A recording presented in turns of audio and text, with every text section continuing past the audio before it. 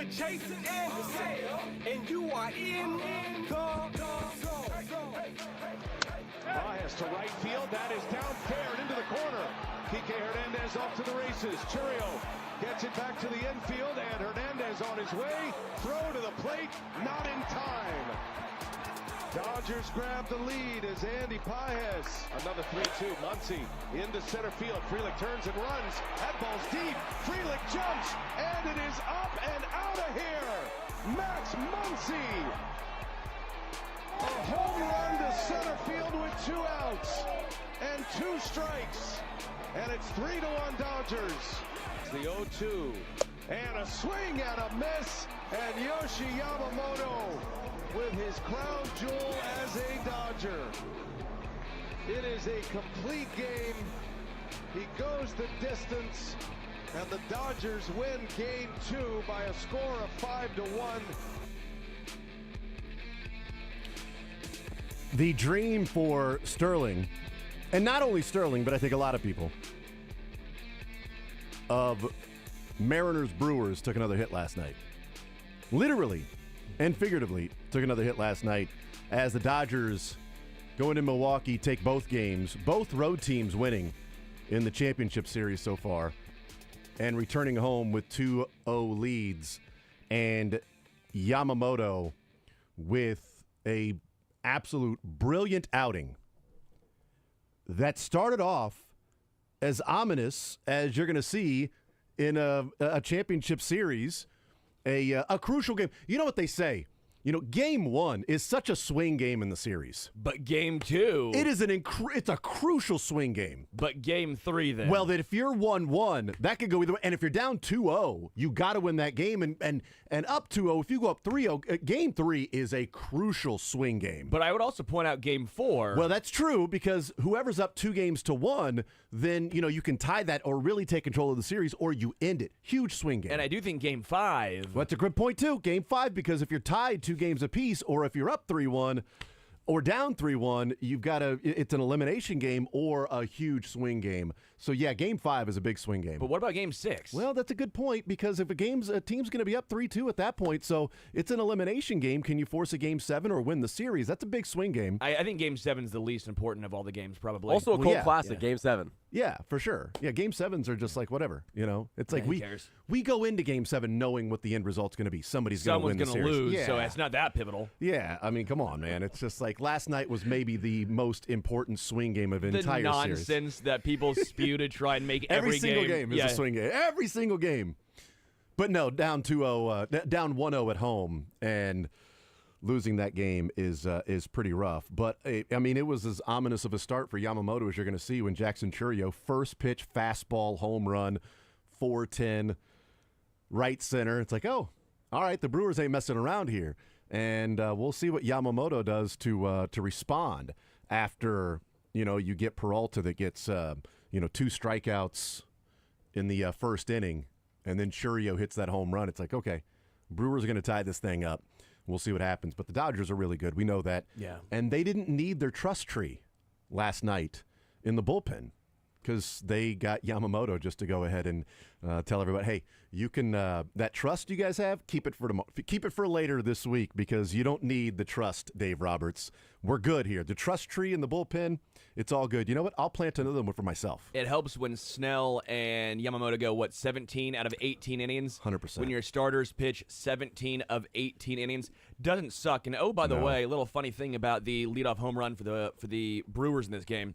Looks like leadoff home run for the home team's been a bad omen, rough. because George Springer also hit a leadoff home run, and they fell in that one. It is a rough one. And by the way, Jason Anderson, Sterling Holmes, Michael Darcy, Jack Johnson hanging out with us. We'll talk with Cynthia Freeland an hour from now, NFL Network's analytics expert. We'll hear from Andy Reid and Patrick Mahomes, and whoever else will be at the podium at 11:45. Mick Schaefer 1 o'clock. We'll get into some Rotten Tomatoes. We'll talk about Rashee Rice, what the expectations are, reasonable expectations for Rashee Rice. I also want to get our thoughts, the four of us, on who we're predicting to lead the Chiefs receivers, or just anybody, in receiving yards this year, because Rashee Rice has a 300-yard deficit right now. Yeah, I saw that. So who's going? We'll get into that. We'll talk about who we predict will be the leading receiver in yards, tight ends or receivers. Travis Kelce is part of it. Hollywood, Juju, Really Hollywood expecting kid. a big breakout from Robert Tonyan. It's got to be Big Bob, right? That's a really sneaky pick for Big Bob.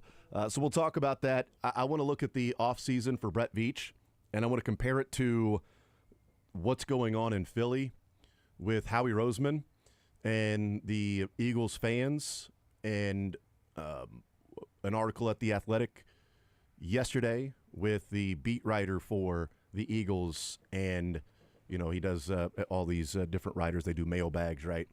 And reading the mailbag from the Eagles, because the reason I clicked on it was they were talking about defensive ends that the Eagles could trade for. And I'm like, okay, what are the defensive ends the Eagles are looking at? Because I think the Chiefs should be in the same market. So I was just seeing what the names were, and it got me to one of the other questions, and I thought, oh, that's pretty interesting to think about, considering what we're talking about around here and what the offseason was, conversation around Brett Veach. So we'll talk about that. Eli Drinkwitz weighed in on Bo Prabula. And Travis Kelce in New Heights, released this morning, gives us an inside idea of this team. And he says something about this team that I think should make Chiefs fans feel really enthusiastic and happy and pumped and excited for what the rest of the season can be. And we'll get into some of those things as well. But the Dodgers, the first team with back-to-back starts of 8 or more innings in the postseason. You guys want to take a guess as to who? So it's interesting here because so Johnny Cueto would have done it. It's not a Royals. So team. It's not a Royals team. So there's two different times it's happened. So two different ways of viewing this. So here we go. So let me give you both of these here, Okay. without the names, but I'll tell you what's really interesting. I think I might know one. Okay, so if you might know one, but here are the two things. In the postseason, back-to-back games, no matter end or beginning of series, and also in the same series, the last 2 times that has happened in the postseason, one player was a part of both. Was Madison 6 years Bumgarner the guy? Madison Bumgarner was part of both. Yeah. Yeah. 2010, the Giants World Series, Game 4 and 5, Bumgarner followed by Tim Lincecum. Oh, yeah. The freak. 2016, you nailed it, Sterling. National League wild card, Yeah. Bumgarner, followed by NLDS Game 1, Johnny Cueto. Johnny. So Johnny we got both. You nailed it. Johnny Cueto, Bumgarner, the last time in the postseason at all. Last time, same postseason series, Yeah. Bumgarner and Lincecum. Go ahead. I just always do this all the time. They lost the Cueto game, too. I'm pretty sure. They lost at Wrigley. Was that against Chicago? The Baez home yes. run? Yep. Okay. Yeah, and so, yes, but the last time it's happened, Bumgarner was part of both of them. I'm thinking back now, guys. I don't know about you. I think he's pretty good. And he was incredibly young for how he looked. He was like 24, 25 years old. Oh, in my 2014. gosh. Yeah, and you're like, that guy's 35 already. How? Bumgarner looked like a 25-year-old in the 70s. Yes. He's what a 25-year-old looked like in the 70s. Like, that guy's 25. He's like 40. Well, yeah, he's what a 40-year-old looks like now, but in the 70s, that's what a 25-year-old looked like. The other one, because he's country strong. I mean, that's what happens when you work out when you work out in the farm, man. You age a little quicker, man. You get those you put the work years on your body. The other one I was thinking of back then would have been like CC Sabathia at some point. 'Cause I Karsten feel like Charles? he was a guy that would have, but he didn't with the Brewers. He did it in every game with the Brewers leading into the playoffs. I thought maybe it would have been Josh Beckett with Florida. I thought He may have done that, but these are just the last two. The last ones. Yeah, I know. I was going to say, these are the I most wonder recent. who would have started in that World Series against New York, who would have been right before Beckett, because Beckett was on the mound for the clincher. Yep. But this is from Sarah Langs, and she is so the most recent one is 2016 in any game, but that was 2 different series. Yeah. The most recent one in the same series, Game 4 and 5 of the 2010 World Series, Bumgarner and Lincecum. So it could have happened before that, certainly, but I'm not going to go back and look. Yeah, there's that's a lot of work. That's a lot of work. I'll let Sarah. I'll let Sarah do that. Hey, She's Sarah, awesome. question for you. She's awesome. Did Josh Beckett do it with someone else with the Marlins? Yes. Well, Mark Redmond. Was it Mark Redmond? No, I'm just. Oh, I was like, you know what? That'd be I know great. Redmond was on that That'd be team. great. Somebody tweet at Slang What's on Mike Lowell Sports. doing on that team, huh? Dominating. That was a good Yes. team. That you A look very back and good you're like, that's Marlins such a team. fun team. S. Langs on Sports. Go ahead and she's a great follow, by the way. If you don't follow Sarah Lang, she's awesome in these little nuggets all the time. She's the one that always tweets out, "How can you not be romantic about baseball?" Like anytime there's some great like story or something, she's a great follow. Obviously, 913-912-4810 is the text line to join us. So let's get into the conversation here as we start. The Chiefs get ready for the Raiders, and I told you all the different things we're going to talk about today. So we've got tons to get into in a packed show with Cynthia Freeland and the Chiefs press conference, and Mick Schaefer and Rotten Tomatoes, and some college football conversation. A mock draft at PFF that has a new number 1 overall pick that I think is interesting, because we may have just watched it on Saturday, which makes sense because some of the throws. It's Ty Simpson. So just I'm going to give it away there. So we'll talk some college football too. But what are the reasonable expectations for Rashee Rice? I want to play this clip first, okay? Or maybe we give our reasonable expectations and then play the clip and see if it changes. Let's do that. Let's do that. I want to give what we think right now before we play the Travis Kelce clip. Okay. So what do we think, and how do we want to frame this reasonable expectation? Because we can go game first game back, and then we can do regular season. Okay. Or I think regular season, because we don't really count playoff stats, it feels like so. Because part of the question to me is also how quickly is he Rashee Rice in the offense that he would have been week 1 from training camp if he was never suspended? Yeah. Is that Sunday? Or is that the Commanders next Monday? Is it the Bills the week after that? Is it the Broncos after the bye? Because personally, I've adjusted my thoughts on this. Yesterday, I thought maybe there would be, you slowly work in the game plan with Rashee Rice this Sunday. But now I think he's just going to be Rashee Rice out there on the field. He's just going to be playing like Rashee Rice would be playing, because we kind of wondered the same thing about Xavier Worthy. And Worthy went right into being Xavier Worthy that first play. So there's a couple ways of looking at it. How quickly he's fully up to speed in the game plan with Rashee Rice with the playing time, and what's the reasonable expectation for Rashee Rice moving forward. I think like 2,000 yards. Yeah, that makes sense. That's reasonable. No, when it comes reasonable. 200 yards this game, 3 touchdowns, of course. Yeah. No, but I am a little wary, just a little bit, in the fact that You're woolly. he has not played in what is going to be 22 or 23 games. It's Not just the suspension. little over a year. And I feel like that is being slightly glossed over. I feel like we just keep talking suspension, and we are not taking into account the injury that was sustained. Now, this medical staff has done a great job with multiple guys with multiple major injuries, and they've come back strong. I mean, hell, Josh Simmons, we thought, well, no chance he even looks like a 80%. Can he be 80% of what he was at Ohio State? And we're like, no, he's 100% and then some. So these injuries are not, and his injury wasn't quite as bad as it could have been. Yeah. It could have been much more devastating. So, and luckily it happened so early in the season, which is to your point how long it's been since he's played. But it happened early in the season to where training camp and preseason games, he looked like Rashee Rice of old. He looked great. And so it's a fine line of, I think he's healthy. I don't think he's going to be slow.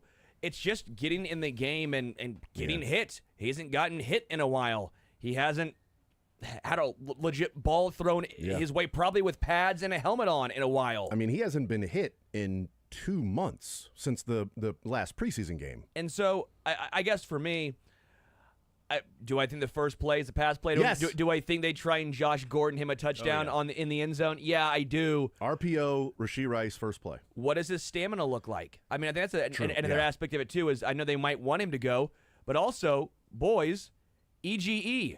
Everybody got to eat. It's not. I mean, I know. Yeah, but everybody got to eat is about Rashee Rice eating. It's a bowl of rice, but yeah, it's brown rice. He's been starving. I know that. It's brown rice that gives you the juju. So it's the X factor, really. I guess for me, this first game, I want to temper expectations so that way I can be blown away when he goes for 8 catches and 120 yards and 2 touchdowns. And you ladder, you just go to DraftKings and just ladder Rashee Rice 60, 70, 80, 90, 100, 110. I'm going to do it. I know I'm going to do it, but I'm telling you right now, I'm trying to temper exptations for myself. You're going to be pissed off if you don't. Just like I was on Monday when I thought Bashion Robinson was going to have a huge day, so I had him have a huge day with other pieces of a parlay instead of just laddering like I wanted to do of 90, 100, 110, 120, which is what I was going to do originally. But I'm like, no, I'm dumb.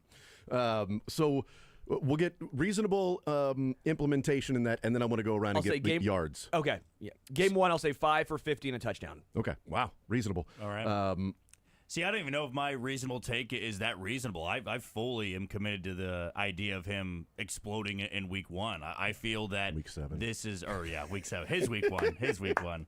Yeah, that's where my mind's at. But yeah, I mean, this is a long preseason. You do the post game, Jack. Yeah, clearly. How do you not know there have been 6 games already? I kind of blew on by, right? Yeah, I know. But it's Raider week. You're playing a division rival here, and even though I thought for a second maybe you don't open up the playbook completely because you have the Commanders on Monday Night Football, I'm just not buying into that too much. I really feel that they're going to try to get him involved early on. I feel he's going to look incredibly good. He's going to have, the fast twitch movements, all of that. He's going to be able to get open inside of 5 yards like he was in that final preseason game. I mean, this is the type of receiver the Chiefs have been lacking now for however many games you guys said there, where it's nearly, getting close to 20 games where you didn't have that true number 1 wide receiver.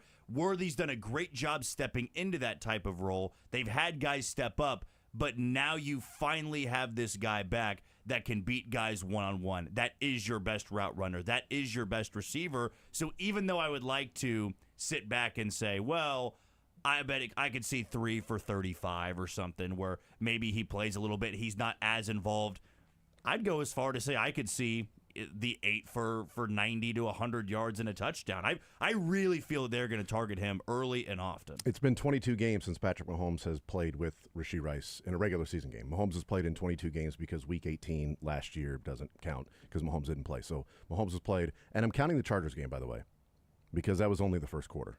That was the second drive of the game where, Rashee Rice towards it. So I'm not counting that as a game where, if we want to say 23 and, 3.5 quarters or 21 and 3.5 quarters of games that he's played. But anyway, Michael?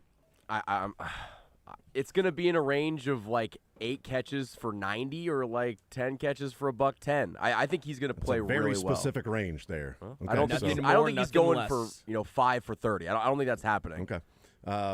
So I thought there would be a slower build-up for Rashee Rice. And my view Monday and Tuesday was simply, if he's up to full speed by Week 9 against the Bills, I'm good with that.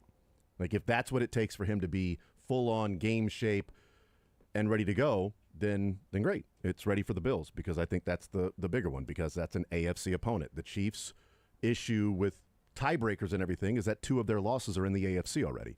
That's part of the tiebreaker, is a record against conference. Certainly in your division, record against division opponents, if you split with a team, that's going to be big with them and the Chargers. But record against AFC teams is one of the tiebreakers if you're looking at seeding. Maybe not even for the number 1 seed, but maybe the number 2, maybe the number 3, whatever it might be. So I think that Week 9 is a big deal. But the last couple of days, I've slowly moved towards, I think we're just going to see Rashee Rice put out there like they were planning on Rashee Rice playing in Week 1. I think this is going to be like it's Week 1 against the Chargers, and it's going to be Rashee Rice. Full season-wise, I finished with about 850 and 6. 850 yards and 6 touchdowns on the season. How I came up with that is 850 is right between 75 to 80 yards per game. And if he truly is a number 1, like the Chiefs are telling people that we're not only getting our number 1 receiver, we are getting an NFL number 1 receiver back in Week 7. That's what the Chiefs believe. Then I think, averaging, he might have 120 yards in a game, might have 40 in a game, but you end up looking around, 75, 80 yards per game. I think he ends up with like 850 for the season, and that would be 11 games. Every other game you get a touchdown, essentially. So that's where I landed on 850 and 6 touchdowns for Rashee Rice. Man, that's a really good number. Thanks. I'll go 851. Oh, okay. And $1, Bob. 850 seems about right on the nose.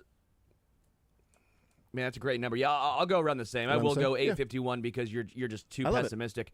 but I'll probably go about four touchdowns. I don't know as many there. I will say I love think they're how going to score a lot more this year than they did last year. That's my view on every other game getting it. I think the offense is about to open up. I think everybody's going to eat. I do love the fact that I'm the most they gotta. Conservative in regards of this first game, and I still went for 5 for 50 and a touchdown. Yeah, right. I love that. That's the most conservative Rashee Rice prediction for game 1 back after 23 games off, 16 points. Yeah, PPR. He probably might be involved in an end around play. Could get a rush in there too. Ooh, lots of touches. Yeah. What do you think, Jack? Throwing a dart on. I'll come across as more pessimistic here, but 849. only because not 849. I'll drop down to 800 exactly. I just feel that there's so many mouths to feed, right? When you look at this offense, I still feel that Worthy's going to be so involved. We're going to see Travis Kelce probably even get more involved because there's somebody else to worry about on the offense.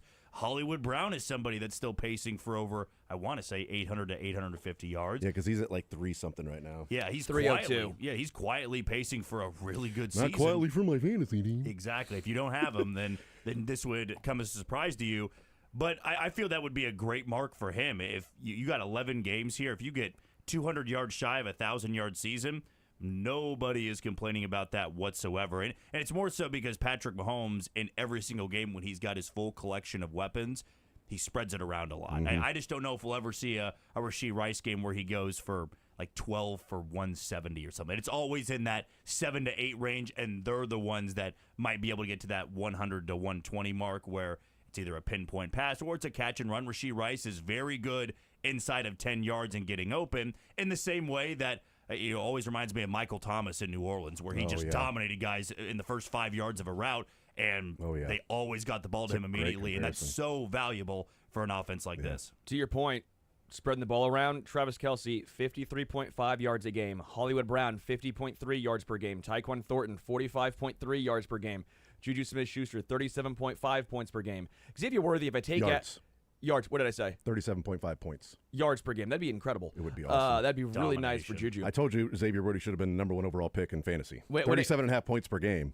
Xavier Worthy, if you take out game 1, where he only played, three snaps. 3 snaps, because it counts as a game played, so it affects his yards per game. If you take that out, he averages 48 yards per game. So that's 4 guys who average 45-plus yards per game for this Chiefs team. If you drop it down again to 37.5, no reason for that number. It becomes 5 guys that average that plus per game. So that is Patrick spreading the ball around, and you never know who's going to be the main guy each and every game.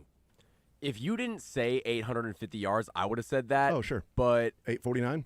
I'm going to be a little bit more pessimistic. I'm going to say 750. Okay. I think the touchdowns will be there. I'll say 5 to 6 touchdowns. I'm going to put 5.5 for you, and therefore works. you can't be right. He hates carbs. I just don't know.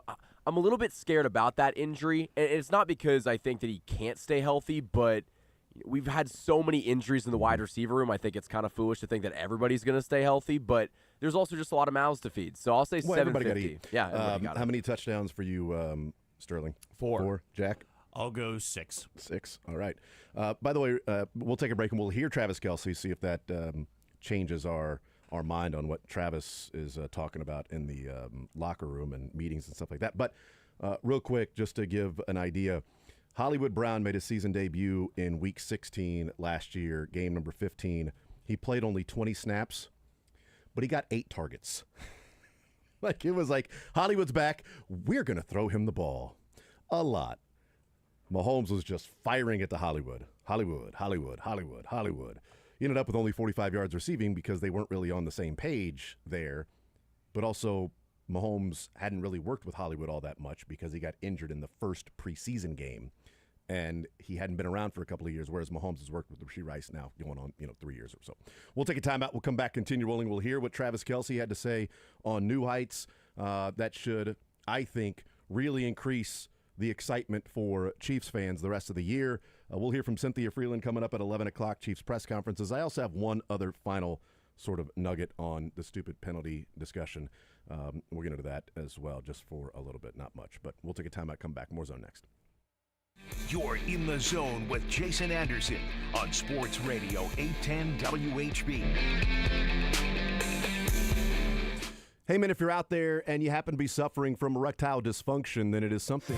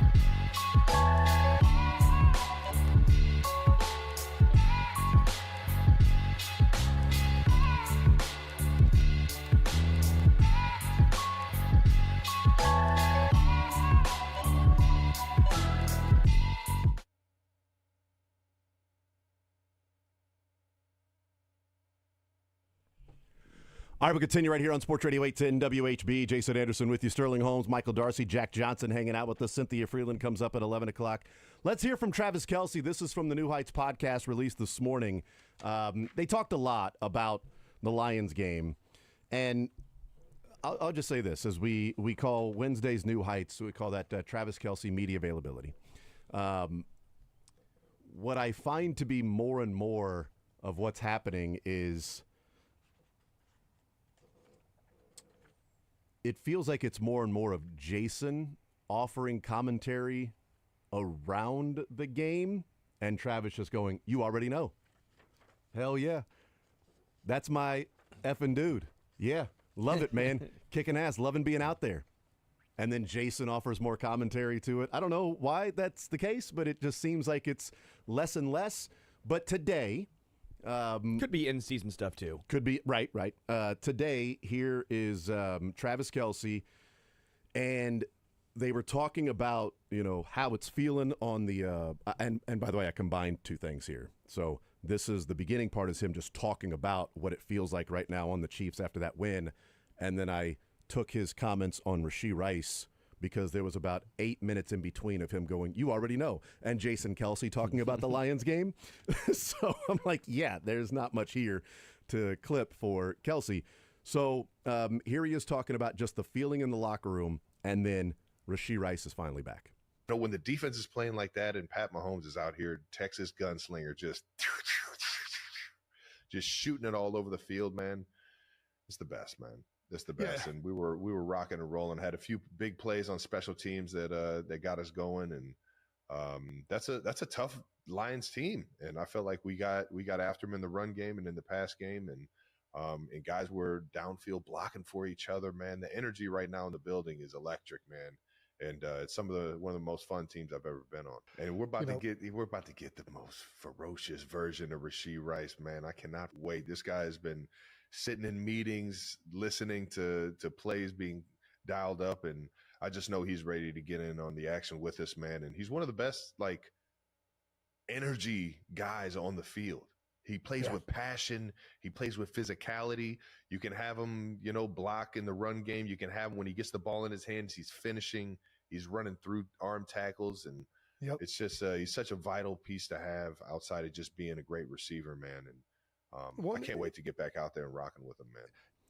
So those two things, one, I wonder if it changed your thoughts on Rashee Rice and what he might be this year in the enthusiasm of Travis Kelce and what's been going on in practice or in the meetings and everything. But when I talked about hearing something from Travis Kelce that should make Chiefs fans feel pretty excited about the rest of the year is he's talking about the energy is electric in the locker room. And then he says, this is one of the most fun teams I've ever been on.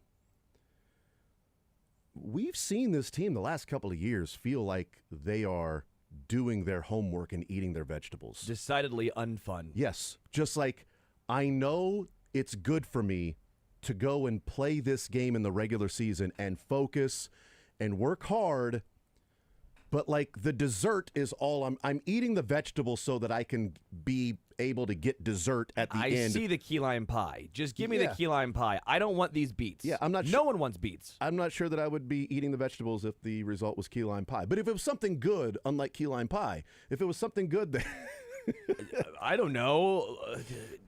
Creme brulee. Wow, man. Do you go to a regular restaurant, or is it just just like some ice cream, some Oreo cookies or something? No, if I'm gonna give me creme brulee, It's good. Andes. We'll go Andes. I love Andes. Good. Done. Frozen custard. We've settled. What's wrong with creme brulee, by the way? That's a wild take. No one likes creme brulee in this. I'm just show? surprised you didn't go with tiramisu. I love some tiramisu. You would. What? You would. That's the most perfect. Okay, fine. An affogato. I'll go with an affogato. I don't even know what that is. Yeah, I'm not sure either. Grow up. What am I? Taste buds of children. Get your steaks well done and come on. Shrink the game. No, steak is actually my dessert. I'll get steak. That's what do you want for breakfast. dessert? The steak. I'll have another steak for dessert. But this is one of the most fun teams I've ever been on. And again, it felt like the last couple of years, to use the analogy and actually stick with the conversation, but it felt like they were eating their vegetables, just sort of going through, and they weren't having a lot of fun. And even in the Jaguars' loss, the pick six happens. They still end up scoring, 27 points in that game. It was too much sugar. A lot of too much, yeah, way too much sugar. They were having the pop with their dinner, and they shouldn't have had that. But I hear that, and I'm like, it gets me way more excited about the offense because what we see, like we've talked about this, right? You've talked about it, Jack. What we see on the field is a team that looks like they're having fun again. And I do wonder when Kelsey says, this is one of the most fun teams I've ever been on. Is it actually up there in the top of teams he's ever been on in fun? Or has it just been that long since he's had this feeling that then it goes, this is one of the most fun? Because in 2021, would he have said this is one of the, if it was the same feeling in the locker room that's going on right now, would he have said, man, this is one of the most fun teams I've ever been on? Or would it have been right in line with what they typically have been doing? Where it's been a couple of years where you've seen this team consistently go out play like this, that I wonder if that shapes sort of the feeling around Kelsey in saying that, but also I think gives you a glimpse inside of how they feel. And when they're having fun during the week, getting ready to play, compared to the last couple of years that felt like they just needed to go out there and take their briefcase and do the business deal, I think you know, we felt a number of times that maybe the Chiefs are about to get on a roll offensively. I think we're about to watch the Chiefs get on a roll offensively. They're on a roll like Cottonelle. They were made for all of this belief. Sure, I mean, that's they fine. are about to go on a heater. I mean, they already are on, I think, an offensive heater before they even get Rashee Rice back. I think, again, it starts more with the offensive line than anything else. I think Xavier Worthy played a big part in him coming back. For sure. But the offensive line doing what they're doing, giving Mahomes time, and Mahomes trusting them, that to me is the biggest correlation, causation of the offense taking this step forward. But I think you're right. Yeah, it was a situation where it was not fun. It was a grind. Kelsey talked about it. Mahomes, even when they won the Super Bowl 2 years ago, they said it wasn't fun. Yeah. We want to return to fun. And then last year they lost the Super Bowl with a even worse offense. Less I think fun. that was less fun. Now you're seeing this year the return to fun. That maybe should be the slogan. RTF. RTF, return to fun, EGE. Everybody got to eat. No, I already said it's make offense fun on Sundays. It's mofos. You know, it's interesting. I talked to Matt Derrick on Sunday after the game, and he had said down in the locker room that it was as energized as he's seen the team in a long time. It was reminiscent of those days before last year, where when you do play well like that, when you are an explosive offense, it naturally brings swagger. It naturally brings that confidence. They've always been a confident group. It'd be impossible not to with as much winning as they do, but it's also the way that you're winning, right? If you watch an NBA game, right, you are attracted to three-pointers, alley-oop dunks, poster dunks, and the teams that are great at that, the teams that can fly up and down the court and they score with all these acrobatic plays, you're drawn to that. And naturally, those players understand that everybody's watching us. We're fun to watch. We are appointment television where you have those boring-ass teams that shoot free throws and play through the post and they do hook shots. And it's like, yeah, they may be winning a lot, but it's not as entertaining. It doesn't always correlate to championships, right? I'm thinking of like the San Antonio Spurs. Hey, with that was Duncan. fun, okay? The They Spurs were so fun. fundamentally sound. Don't do that. But we all loved watching the Big Three in Miami, right? We all loved hated seeing- them. I did. I loved personally, watching the Big Three in it Miami. was unstoppable. And for the Chiefs, I'd imagine it's been a couple years since they've had that type of swagger and arrogance of nobody's going to stop us. I mean, I can vividly remember when the Chiefs played the Titans in the 2019 AFC Championship game, or 20 whatever it was. It was the 2019 January. season. Yeah, it was the What, beginning. January of 20, it was yes. like the flip over. Yeah, but Tyreek Hill before the game was like, they're not going to stop us. Nobody's going to guard us. And everybody said, "Oh, that's Derrick Henry's balls gonna on run him. down your They're throat gonna- all game." Frank Clark had talked about, well, yeah, we'll be able to stop him, and then Derrick Henry did nothing, and the Chiefs scored a lot of points in that game. And I haven't seen a group that confident since maybe what we're seeing right now, where they just have this arrogance in a good way of throw whoever you want at us, keep doubting us because we're going to keep putting up points week in and week out. Yep, we'll take a timeout. We'll come back. I do want to weigh in on one final note of the penalty. I mean, sad fans on Friday. I always look forward to it. I'm searching because it is just an endless stream. The game thread on Sunday was just an endless, nonstop stream of every single comment being about the refs. I mean, it's just unbelievable that a city that prides themselves on grit and toughness loses with such a weak takeaway. Like, just such a loser mentality, that just complaining. And even some of the posts that were like, I'm disappointed in this thread with all the people saying these things when we have made fun of, we sound like Packers fans where we think everything needs to go our way. You know, we're not losing because of the refs. And you know what the replies to that were? Shut up. It is the refs. If the refs were, it's 14 points. Detroit, softness you can see. Yes. I mean, I thought you embodied your city, the grit, the toughness, biting kneecaps. Now you're biting the kneecaps of the refs because all you're doing is complaining about not getting a call. But on the other side, I do want to finish just one final nugget about that is being somewhat ignored, and then we completely move on from that. Cynthia Freeland will be our guest at 11 o'clock. Andy Reid, Patrick Mahomes, whoever else is going to be at the podium. Mick Schaefer, 1 o'clock. More Zone next.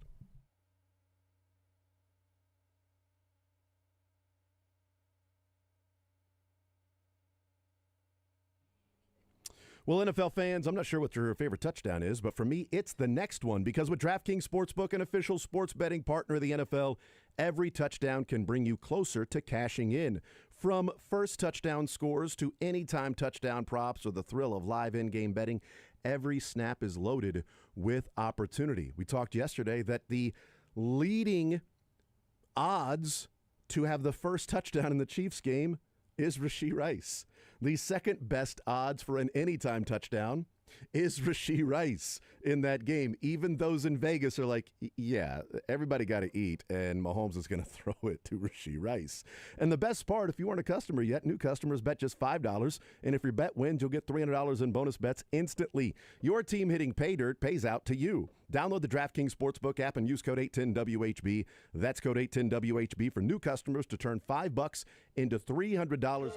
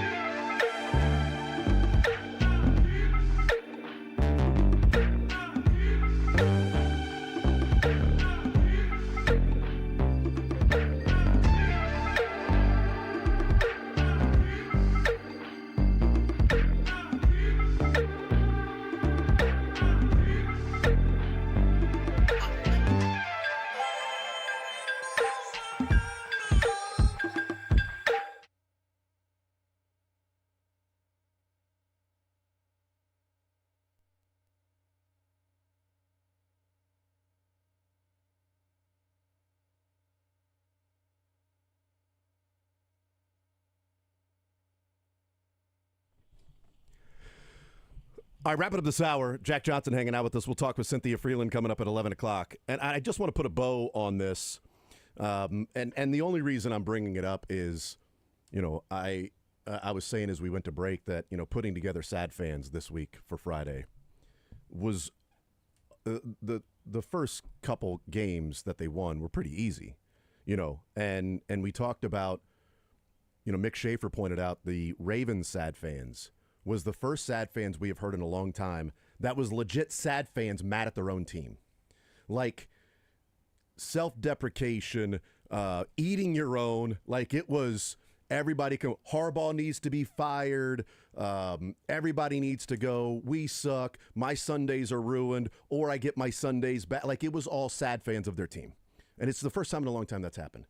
And Friday, putting it together is going to be difficult because it was, even last year, when it was the height of conspiracy theory, when the Chiefs were winning close games and it was a ref show here or there. Even at the height of that, this was the most continuous, constant stream of officials, ref, officials, ref, officials. It's the Chiefs, refs, officials. It was just constant. The whole damn game thread throughout Sunday night, checking in on what's going on. I'm like, can anybody say something funny? Can anybody say something that interesting here besides just, it's the Chiefs? I never believed in the conspiracy theory until now. Now I see what people are dealing with. But I just want to point something out. Did you know in the second half, the Lions were only called for one penalty in the second half? How do you go through a full half of football and only get one penalty called on you? Like, it is ridiculous that you can only have one penalty called on you in the entire second half. What people are ignoring, and this final point on this, the Lions were called for 4 penalties. Chiefs called for 0, right? Accepted. 2 of the 4 penalties happened on the opening drive with the illegal formation and the delay of game. After the opening drive, it was 2 penalties to 0 the rest of the game. But people only focus on the 0 and ignore, and those 2 penalties were the pass interference on Kelsey, questionable, no doubt, and the roughing the passer. Not questionable. Unquestionable. Not questionable, unquestionable, without question. That was roughing the passer. Those were the only 2 penalties the rest of the game called on the Lions. Maybe the entire refs did not even want to throw penalties on it. They wanted to let the players decide it, even if it might have been holding, pushing, pulling, illegal block. I think Juju may be suspended. I have it now. The Chiefs should just take delay of games. Every time.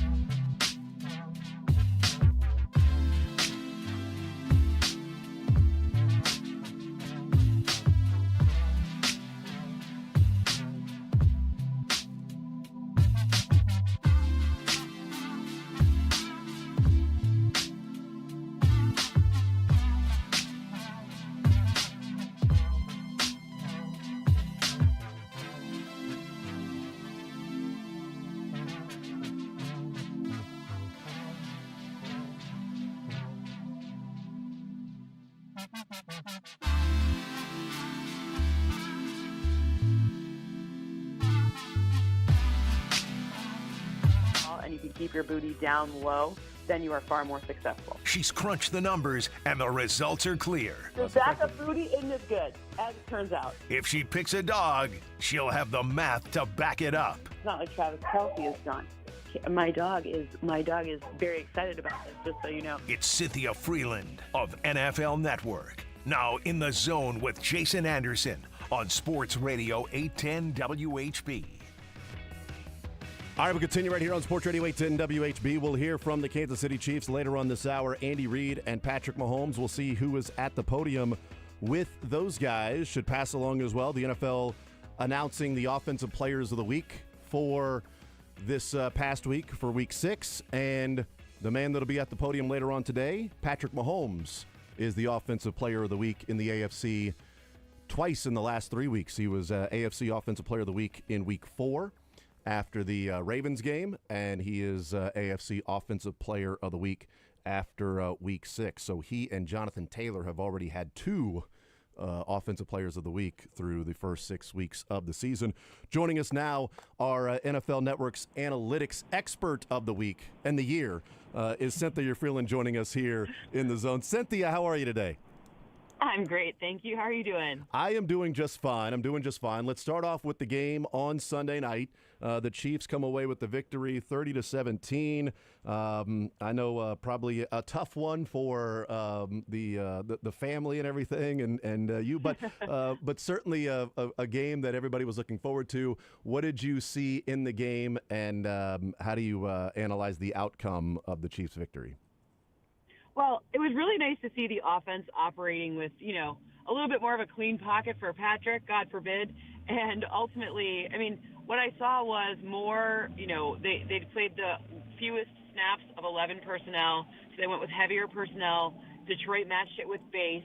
Detroit's missing a bunch of corners. Patrick targeted the linebacker level in space for his receivers. And what we saw was, really efficient passing it to that level with a bunch of yaks. So, the ultimately, taking advantage of what the defense was giving them and not allowing Patrick to be pressured was pressure rate of the entire year so far. That's a really encouraging sign if you're watching, I always, I love the Chiefs. It's not like I'm not like an Lions fans don't dislike Chiefs fans. We rarely play each other. So, it's good to see Patrick looking like Patrick. Visiting with Cynthia Freeland, you mentioned something that I wanted to ask you about because, a year ago there was a lot of consternation around here and looking at the offense that, one, hey, the deep pass isn't necessarily available because, they're playing Xavier Worthy a certain way, but then Kelce doesn't look as spry as he once did. Rashee Rice isn't there. Hopkins is old. Hollywood is hurt. There was a lot of issues there. But one of the things that we talked about was the lack of those intermediate passes by Patrick Mahomes. And it felt like, that was just something the Chiefs would hit you over the top, or Kelce would just work that 10 to 15 yard, range. And last year was like air yards for Mahomes was like at 6, and Kelce's yards per reception was like, 2. And this year and in this game, Cynthia, there's so much of the Chiefs attacking that intermediate area. What do you look at, and what's the difference maybe for the Chiefs this year as to why that is either, 1, more open, or 2, more of a focus for them to attack? Well, I think, number one, there's 2 things that are kind of at play here. Number one is, now we're going to actually see it change. So through the first, I guess to say through the first 6 weeks of the season, because I think with Rashee Rice being back, it's going to be a little bit different. But, the way that, that when Xavier Worthy came back and he's this chess piece that's kind of all over the place, it just changed the space a little bit. Travis Kelce looking like himself last game changed the space a little bit. Being able to get just enough from the run game changed the way the defense was operating. I think in some of the spaces where, the offensive line hasn't given Patrick enough time, or things have looked where we've seen Patrick just like run for his whole life, like, the entire game. And not to say he didn't have any rushing attempts in this one, but, when it was kind of the third and scramble was kind of the formula, it was because the space was locking down. But when you have horizontal stretching of the field the way that the Chiefs are able to do that, so keeping everyone a lot wider, then you're able to kind of get just enough of an extra second to get to that second level, to get to the intermediate passing area. So the horizontal capabilities really helped the vertical capabilities. And can we, you said the rushing attempts for Patrick, and it just, sparked something else in my mind that I would really like to campaign for. Can we find a way to get kneel downs taken out of rushing stats for quarterbacks? I don't know who's like the stat czar, but I feel like that has been something that forever we've been asking for. I mean, I don't understand. It's not a like what do we? I don't know. I don't know who decided that, but whoever that was maybe it was back in the day when I don't know. I'll have to do a history lesson on that, because I'm sure there's a reason, but I'm unaware of it. The only pushback that I could see is with the betting market going, well, no, we set the rushing attempts, and we think maybe Mahomes is going to be taking some knees against the Raiders, and so we're baking that in. But okay, just don't bake it in anymore. Right. For a couple of reasons. One, Mahomes had 10 rushes in the game, or 10 attempts in the game for the number of yards that he had, but in theory, he only had, 6 carries for 36 yards instead of 10 for 32. Right. But also it changes a little bit of what the Chiefs offense did. It has been a while, Cynthia, since the Chiefs have even had back-to-back games where, as an offense, they averaged 6 yards per play. And they were at 7.6 last week. And this week they were at 5.8. Except if you take the kneel downs away, they're at 6.2. Right. This would have been the first time in a season and a half that the Chiefs had back-to-back games with 6 yards per play. And I think it kind of gets skewed because of the kneel downs. But when we add that context, I think we're seeing what this Chiefs offense is really doing, especially these last couple of weeks, throwing the game against the Ravens even when, the backups came in and Minshew was out on the field. But we're seeing this old Chiefs offense start to be a little more consistent rather than one game here or there. And you and I have a conversation, Cynthia, go, is the Chiefs offense getting ready to look like the old Chiefs offense? And it never really did. And I think this is the beginning of what could be a longer run of us saying, yeah, this is the Chiefs we remember. Well, number one, the betting markets agree with you because Patrick's now the favorite to be the MVP again. And number two, the metric you could potentially also use is the number of explosive plays in a game. So this is the second week in a row that the Chiefs have had double-digit explosive plays, so 15-plus yard passes or 10-plus yard rushes. So explosives, they're combining both of those two. They had 11 this game. They had more than that last game, but it's the first back-to-back weeks of double digits in 20 games. Wow. So maybe that's one way you could look at it as well. Yeah, no, that's amazing. And it tracks, right? It tracks from what we've seen. And we played the clip of Travis Kelce in the previous hour on New Heights this morning, and he was talking about the vibes in the locker room and how much fun it is. And he said, the energy is electric. And then he finished it by saying, this is one of the most fun teams I've ever been on. And I'm like, okay, that's pretty encouraging. But I also wonder, Cynthia, if this is one of the most fun teams I've ever been on is skewed by the last couple of years, that they haven't really looked like they were having a whole lot of fun, that if in 21 this same thing was happening, would he say this is the most fun team I've ever been on? I think it's more of an indication of the locker room and the offense feeling like they weren't really having a lot of fun playing football the last couple of years, being led by the defense, that finally they get a taste of what they remember, and it's like, this is the most fun I've had in a long time. Yeah. I mean, we're all recency bias kind of hits all of us in one way or another, and we're always comparing something against something else, right? That's the nature of being a human being. So I would imagine it has something to do with that. But, God forbid we have fun, but how hilarious is it that he says this, this is the most fun we've been having in a while. Sir, you've been to 2 Super Bowls. How many Super Bowls have you been to during this time? That's not fun. I don't know.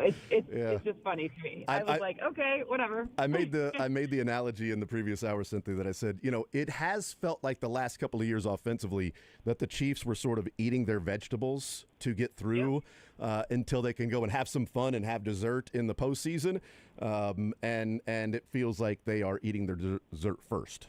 This isn't just let me eat the vegetables. They're getting steak and stuff like that. They're having some fun. Visiting with Cynthia Freeland, our NFL Network analytics expert. So When we look at some of the advanced algorithms that are out there, and one of the ones that I use a lot is, I'm a big fan of college basketball as well, and Ken Pom has his rating system, and I've had a number of conversations with Ken Pomeroy over the years, and a long time ago I asked him, how long until the entire algorithm is just simply that season, because so much of it is he's inserting things of what he thinks returning players are. And this is the first year he's having a coaching aspect of his Ken Pom ratings. And he said, the season starts in November. It's not till probably mid-January when he goes that the numbers are just specifically and strictly that year. And so I'm curious from the NFL part of it, because we're 6 weeks in, and the power rankings are all over the place. Chiefs are anywhere from 17 to 1 in different power rankings. At what point? Yeah, right. At what point in the season do you think we have a more complete picture of who that team is that year, and eliminating the preseason expectations or our thoughts or our predictions of what we thought a certain team would be? I would say, it comes more clearly into focus right around Thanksgiving, so mid-November. But I think right now is kind of the most important stretch. People talk about you make the playoffs after Thanksgiving, but I think that's kind of who teams are and what we can expect from them going into the playoffs. I think right now is they're coming into focus with, there's a lot of injuries, a year in and year out, we have to deal with injuries, but you have this sense of, okay, mid-October, late October, going in those 3 weeks right before leading up to Thanksgiving really have ended up being very predictive in the past 8 seasons. So that's where at least my data has found. And, I've been doing this a while too. So, but part of what will say is my data never just looks at this season, and Ken Pom will figure this out with coaching as well, because there are coaches like Andy Reid who will pull out a play that he hasn't used since, 2017 and some random Right. So you can never quite get it completely to this season. Now you can do it this season in terms of the players and the expectations for this year, but you have to remember all of these coaches come from coaching trees that are older than us, so ultimately you gotta factor in some of those historical belief systems as well, which can get very tricky. Yeah, and one of the reasons I was asking is, we were talking yesterday about, we were looking at some of the power rankings, knowing that they don't matter. This is not college football. You get into the playoffs and you can prove it yourself. But looking at the range of 1 to 17, or 1 to 13, I should say, not 17, 1 to 13. 17 was last week, and then 1 to 13. Oh, got it. Okay. Yeah, so in one power ranking, they were 17. They moved up to 13. In another power ranking, they were number 7, and they dropped down to 9 after beating the Lions. But that's a conversation for a different time. Conversation for a different time. But we were talking about it yesterday, Cynthia, and the reason and what and why I wrote it down is something I want to talk to you about, because I found myself going, well, what about the Colts? And I'm like, oh man, I don't know, because I'm doubting the Colts based on what I thought they would be going into the season, instead of this is a team that's sitting 5-1. And while the Chiefs are 3-3, and I think they're better than the 3-3 record, the Colts are 5-1, and admittedly, I haven't watched a full Colts game. I know that they just punked the Raiders. They, found a way to win against the Cardinals. They found a way to lose against the Rams with a really tough play by one of their players, and they found a way to win against the Broncos. They beat down the Dolphins, and so they're beating bad teams and finding ways to win or be in a game against some better teams. The Colts, to me, I'm hesitant, and it's my own admitted sort of skepticism and bias to a degree of what I thought they would be heading into this year. How good are the Colts? Are they a team in the AFC that it's no, they're 5-1 and they're 5-1 for a reason, and they should be a team that the Chiefs should be paying, or Chiefs fans should be paying more attention to? All the signs are pointing to the Colts being a feisty contender. Let's put it that way. Okay, I like that. So, what I would say there is the surest way, the most stable way. Now, there are many ways, but the most stable way to get into the playoffs is to have a very strong run game. Again, remember, this is not necessarily the Chiefs' path, but there are several paths. But really strong run game and a very strong defense. That is think about, the Cowboys' heyday when Ezekiel Elliott was very good, like all of these things, right? So good defense and a strong run game, because then you're in third and short more often, and you can have a lot of different options for what happens, on third down, right? So we're oversimplifying it, but the path that has been most predictive of success to get to the playoffs is that, and Jonathan Taylor is really doing that. Now, Everybody likes to talk about how great Daniel Jones is playing, which is true. He's playing really great, but if you're thinking about it, Jonathan Taylor is setting him up quite well to do very well. Their O-line is playing really well. So, it's a combination of all of these things, but the combination is a good combination for success. It's one that predicts for success pretty strongly. So, the point is they have that combination. So I'm not suggesting that am I willing to call them a Super Bowl contender? No. Am I willing to call them a contender for, to make the play? Absolutely. Because I believe that the formula is there for them to be. They're a feisty contender, not a upper tier, like upper echelon contender, if that makes sense. No, totally. I wrote it down. I love that, feisty contender for the for the Colts. Cynthia Freeland is our guest. So if you look at the AFC, if you had to choose the rest of the season, this is the team's situation, overall profile of who I'm choosing the rest of the way as the best chance of making it to the Super Bowl out of the AFC. Is it Bills, Colts, Chiefs, Chargers, Steelers? I mean, which team are you looking at and saying, you know what, I'd much rather be that team the rest of the way, starting from Week 7 on? I'm out on the Chargers. Excuse me. I'm out on the Chargers. I think they have way too many injuries to. Especially their O-line situation, along with Omari and Hampton going down. I mean, I understand that they were able to beat Miami. I'm not, discrediting that in any way, but they're in a situation where I don't know how I feel about what's going on with their O-line, and that's not great. So I'm out on the Chargers. I know that it didn't look pretty, and I was in London and I watched this game firsthand, but the Broncos defense will keep them competitive for a long period of time, even if their offense is making it hard on them. So despite an ugly win, and I love how Sean Payton was like, it doesn't need to look aesthetically pleasing to you. Right. Yeah. No. but it's true. But when your defense plays that well, it's very hard not to take you seriously. So they're one that I would think is very interesting to keep an eye on.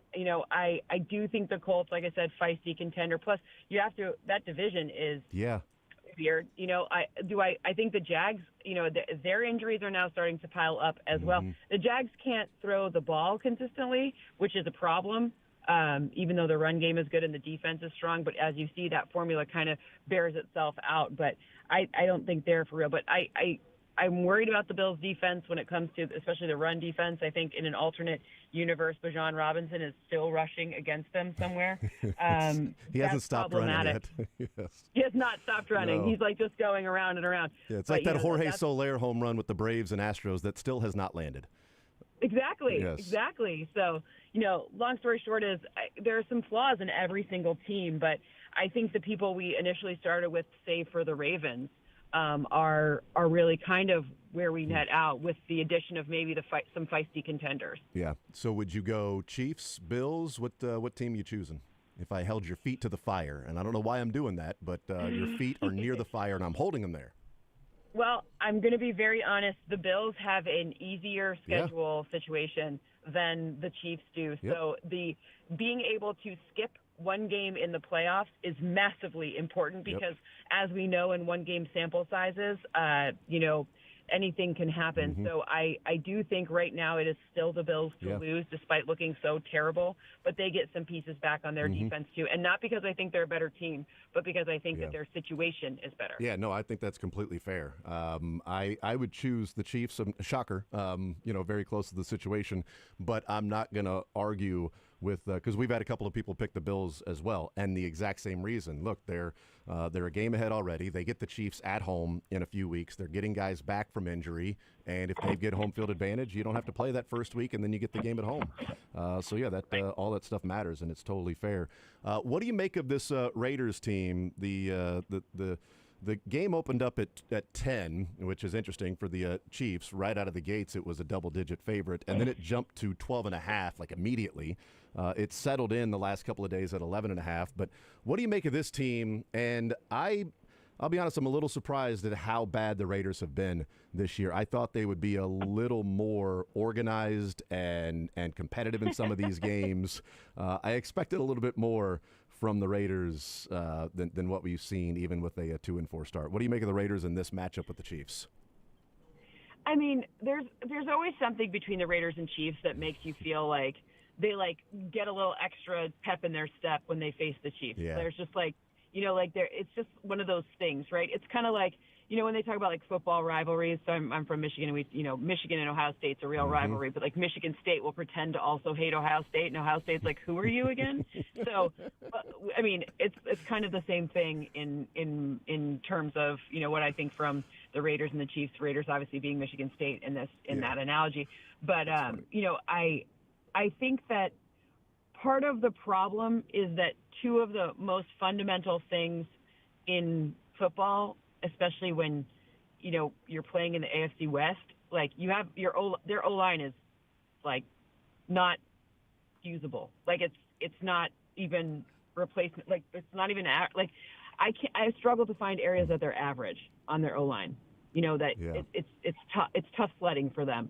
So then Geno is trying to do too much, and we see a lot of turnovers. It's very similar to how Jameis Winston threw all those same situation. You have to rely on this deep pass, but you're not in a position to really have that succeed. So you're kind of doing it with one arm tied behind your back, right? And I'm a big Geno fan. He's tough and he's resilient, and it's fun to see. His comeback was fun, the whole thing. I'm into that, but I don't think if you love football, you kind of have to at least appreciate what he's been through. But you're not setting him up to succeed. And then their secondary is just not close to average either. And that's really in a league that is a passing league, that is very hard to live, even with Max Crosby up front. And no one will argue he's not elite. Max Crosby is as elite as they come. But save for that, it's very difficult. They have a very difficult task ahead of them. Yeah. So do you have a score or a range of points? Is the line from Vegas right around where it will probably end up being for this game?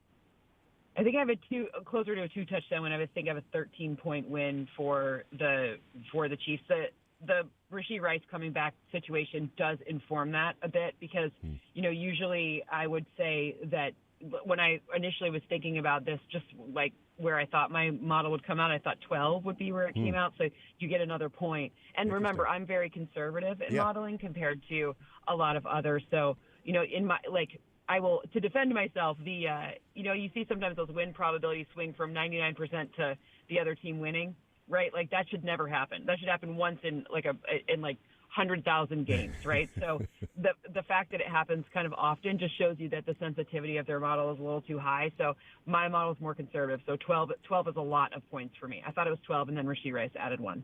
Okay, so I got to ask a quick aside. How many receivers would add a point to your model the way that Rashee Rice is doing that for the Chiefs? Xavier Worthy might have added more, if I'm honest. Okay. If I would have flipped it Xavier Worthy adding more because Rashee Rice wasn't there either, or Xavier Worthy, independent of anybody else on the team, adds more? Both. I think because, number one, I think Xavier Worthy, the speed is just such a threat, and that's so different from what was going on before. There was no real true, burner threat. And number two, the different ways that he's being used. So I think, but it wouldn't be 2 points versus 1 point. It's probably 1.5 points versus. It's not dramatically different, but it's a bit more. Yeah. Cynthia Freeland, NFL Network analytics expert. Cynthia, great stuff as always. Very much appreciate the time. Enjoy the football this week, and we will talk next Wednesday. You got it. Have a great week. Yes, you too. There is a Cynthia Freeland, NFL Network analytics expert. Interesting stuff there. You know, as she said, she would have had it 12, but then Rashee Rice is added to the model, and it jumps up to 13, which immediately got my mind going, whoa, okay, so Rashee Rice adds a point. How many other receivers around the league? Like, let's put that into perspective. And she said, well, actually, you know, as she said there, Xavier Worthy probably adds more or would add more because of the speed element and doing different things for an offense. So we'll see what Sunday looks like with everybody attempting to eat in the game on Sunday. Let's have a feast. Let's do it. A cornucopia. Yeah. A copious amount. Right. Of and whatever different desserts that you and your people like to eat. You know. Creme brulee, key lime pie, There you go. affogatos, Yeah. tiramisu, So biramisu. we've got a couple of good phrases from Cynthia in talking about offensive lines. Last year, before the Chiefs and Texans game, she said the Texans line was decidedly ungood, right?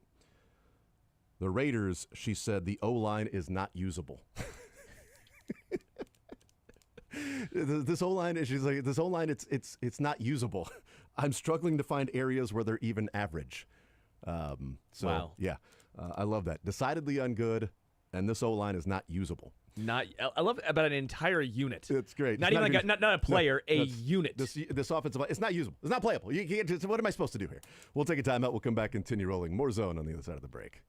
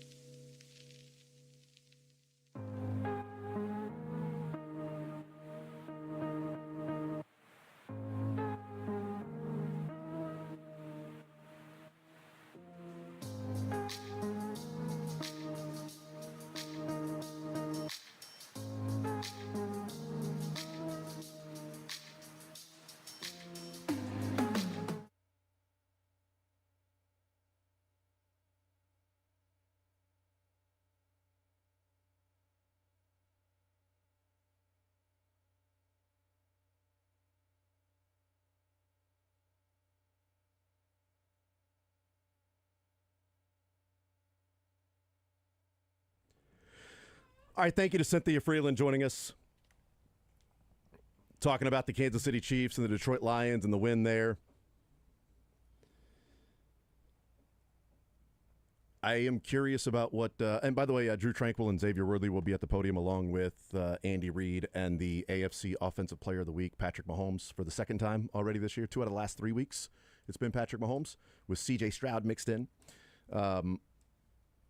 Kind of like MVPs to in careers and offensive players of the week this year. There's 2 for Mahomes and 1 for Allen so far this year.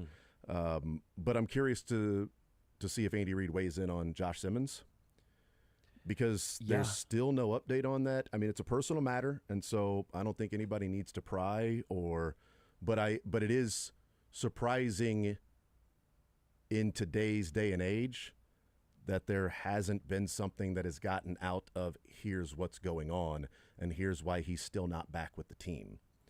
Because it was a family emergency on Sunday, and it's Wednesday, and there's still, at least the latest, is an unknown if Josh Simmons will be back for the Raiders game or not. Curious what and if Andy Reid weighs in it. Because on Monday, Andy Reid started off by saying, I'm not going to weigh in on Josh Simmons. It's a personal matter. Yeah. So we're not going to talk about that. There was a follow-up there of, I know you're not going to talk about that, but do you think he'll be back? And then Andy Reid said something about, it's handling business, and that's just generally how it goes. Like, I don't know what he was talking about there. So we'll see if he weighs in on it today, if there's an update with Josh Simmons or not. But we'll find out. And also we'll hear Andy Reid weigh in about Rashee Rice's workload on Sunday, and we'll hear Patrick Mahomes talk about, what Rashee Rice's workload might be, and everybody got to eat and all of that stuff. And we heard Jeremy Fowler this morning on A New Day say that it's a full-on game for Rashee Rice, that what he's been told from the Chiefs is that this is a full bore. This is Rashee Rice, and he's playing. And this is not we're going to get him out there 15 to 20 snaps. No, it's Rashee Rice. He's our number 1 receiver. He's going to play like the number 1 receiver on Sunday. So we'll find out. We'll see what takes place in that particular game. We'll take a timeout. We'll come back. We'll hear from Andy Reid and Patrick Mahomes and Xavier Worthy and Drew Tranquil coming up next.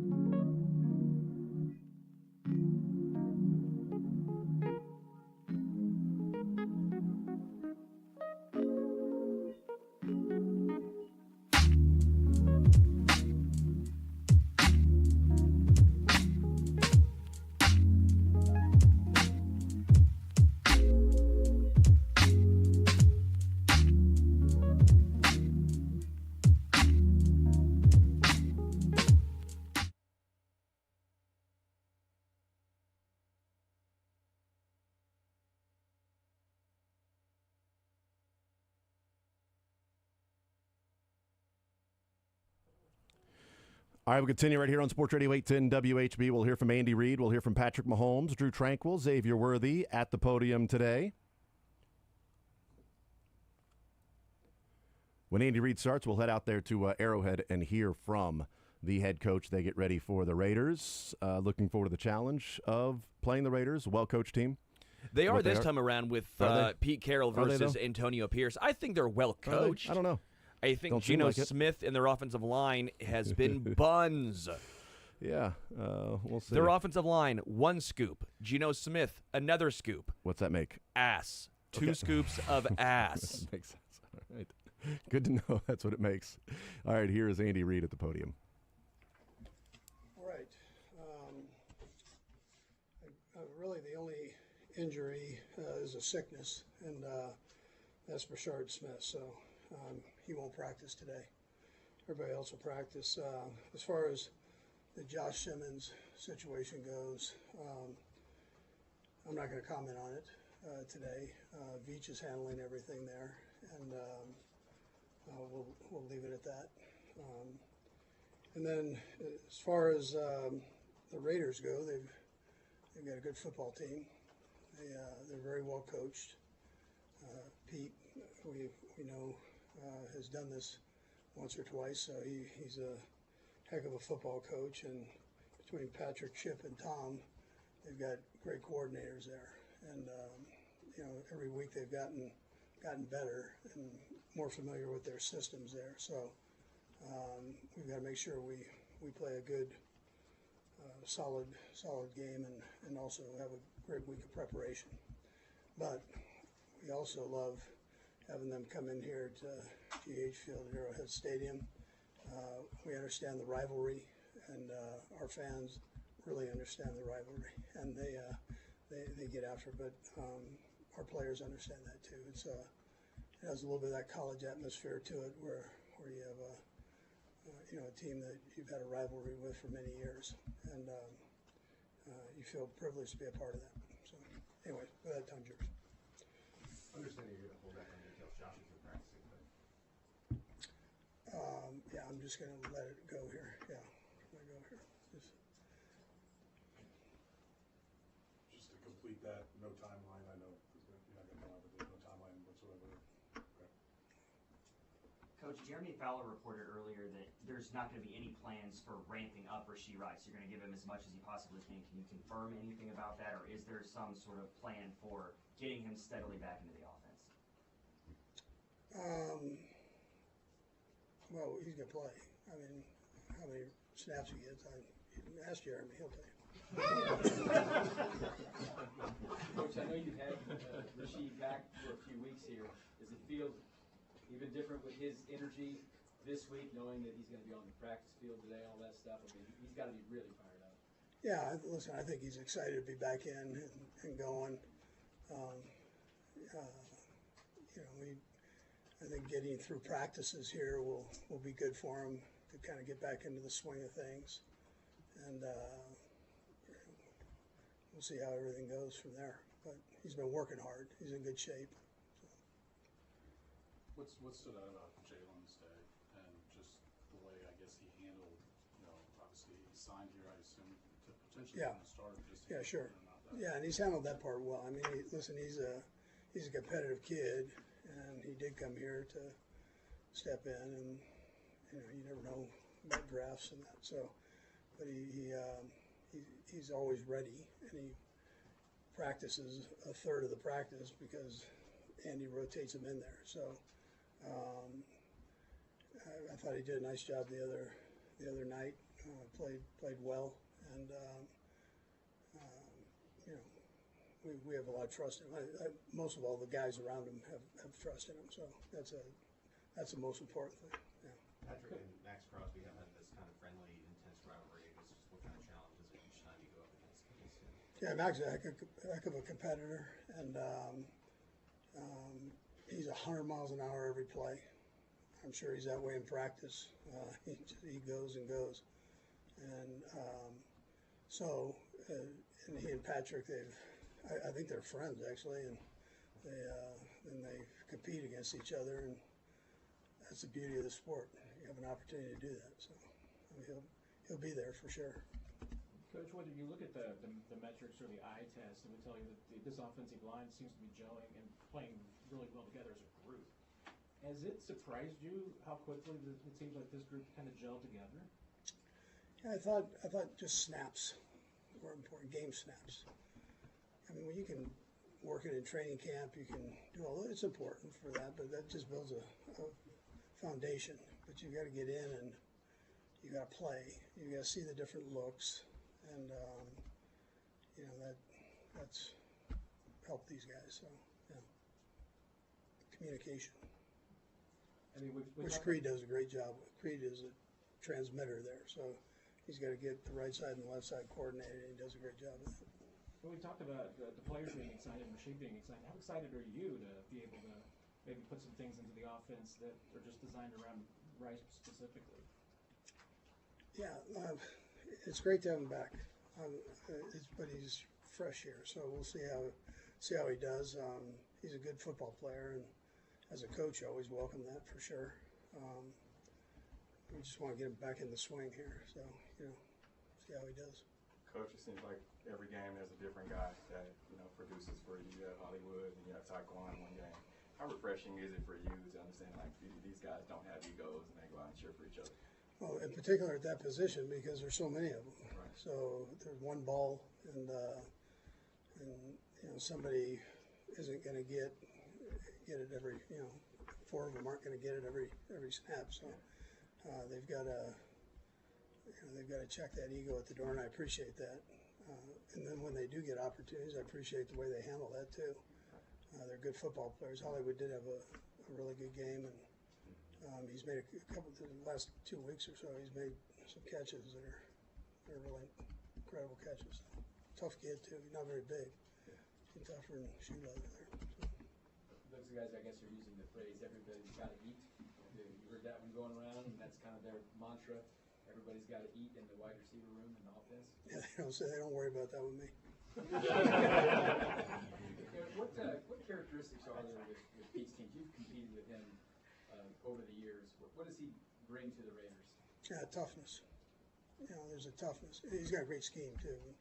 There's a toughness that he brings and energy. Yeah.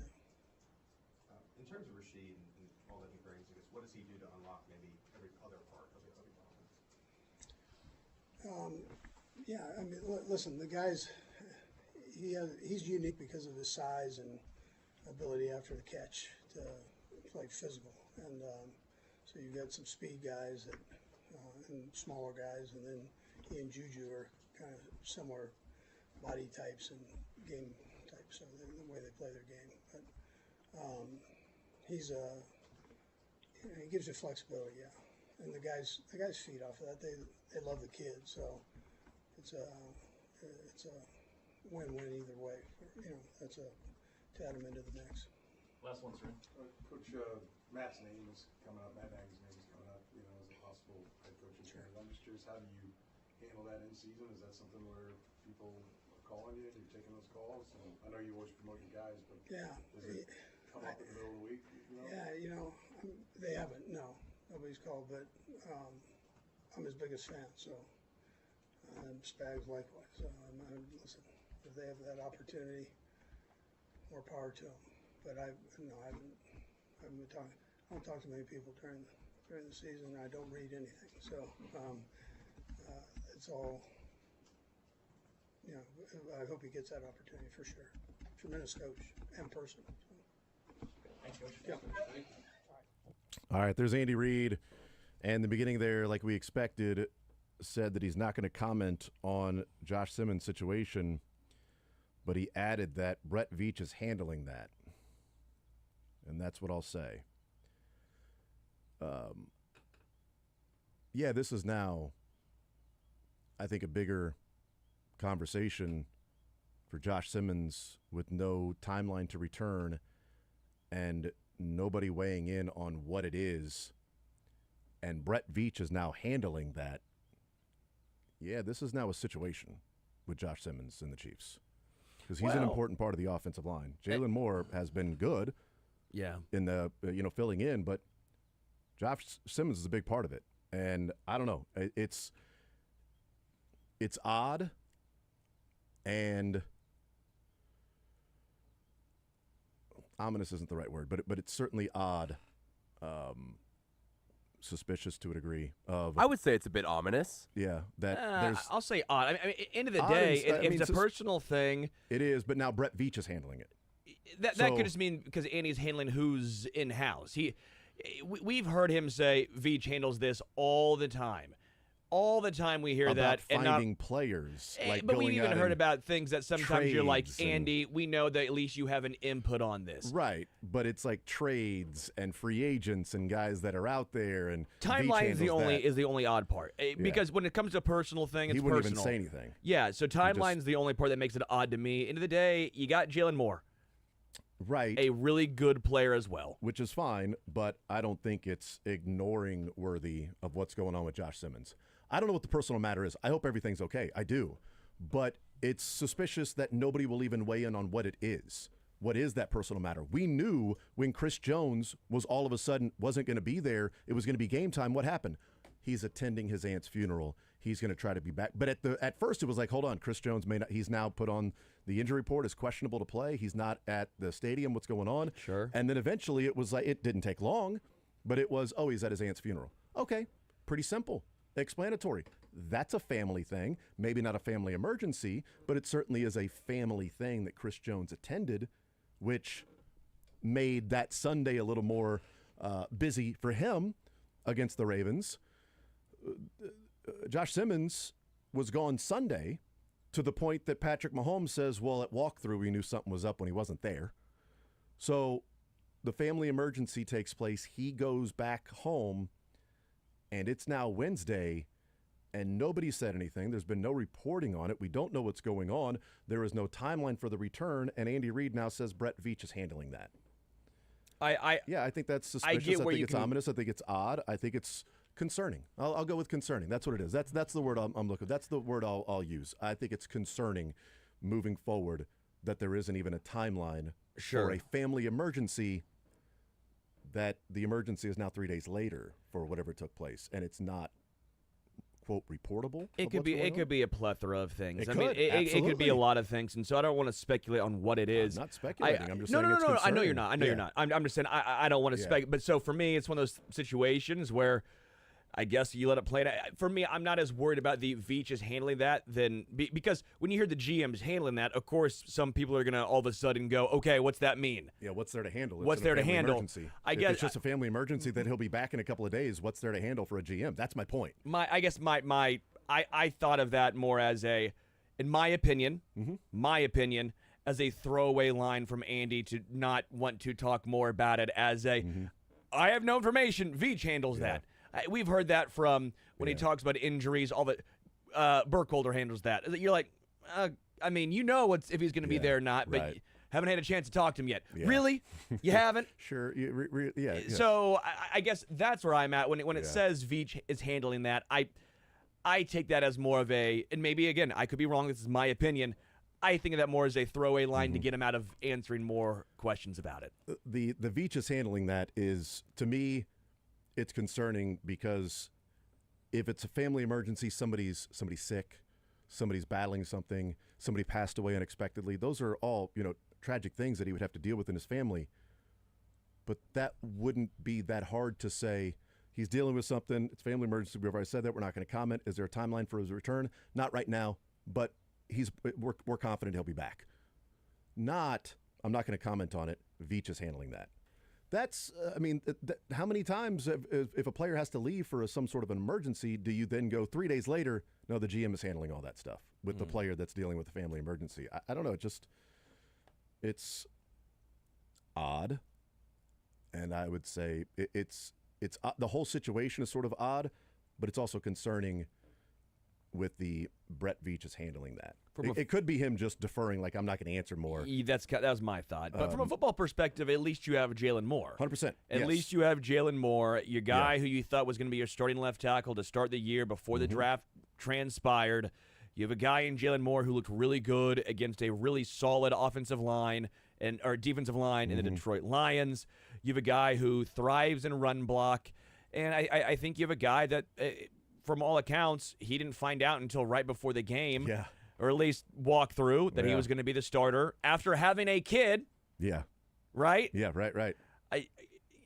That might be his floor for Jalen Moore, what we Yeah. saw against Detroit. Yeah, that would be great, and that's part of building the overall depth of this team for what Brett Veach has done in the offseason. That you're not saying, oh my God, if Josh Simmons doesn't return in a couple of weeks, then are the Chiefs going to be – this offensive line looks good, and Patrick Mahomes has developed trust, and now is this throwing a wrinkle into what we feel like this offense can be moving forward?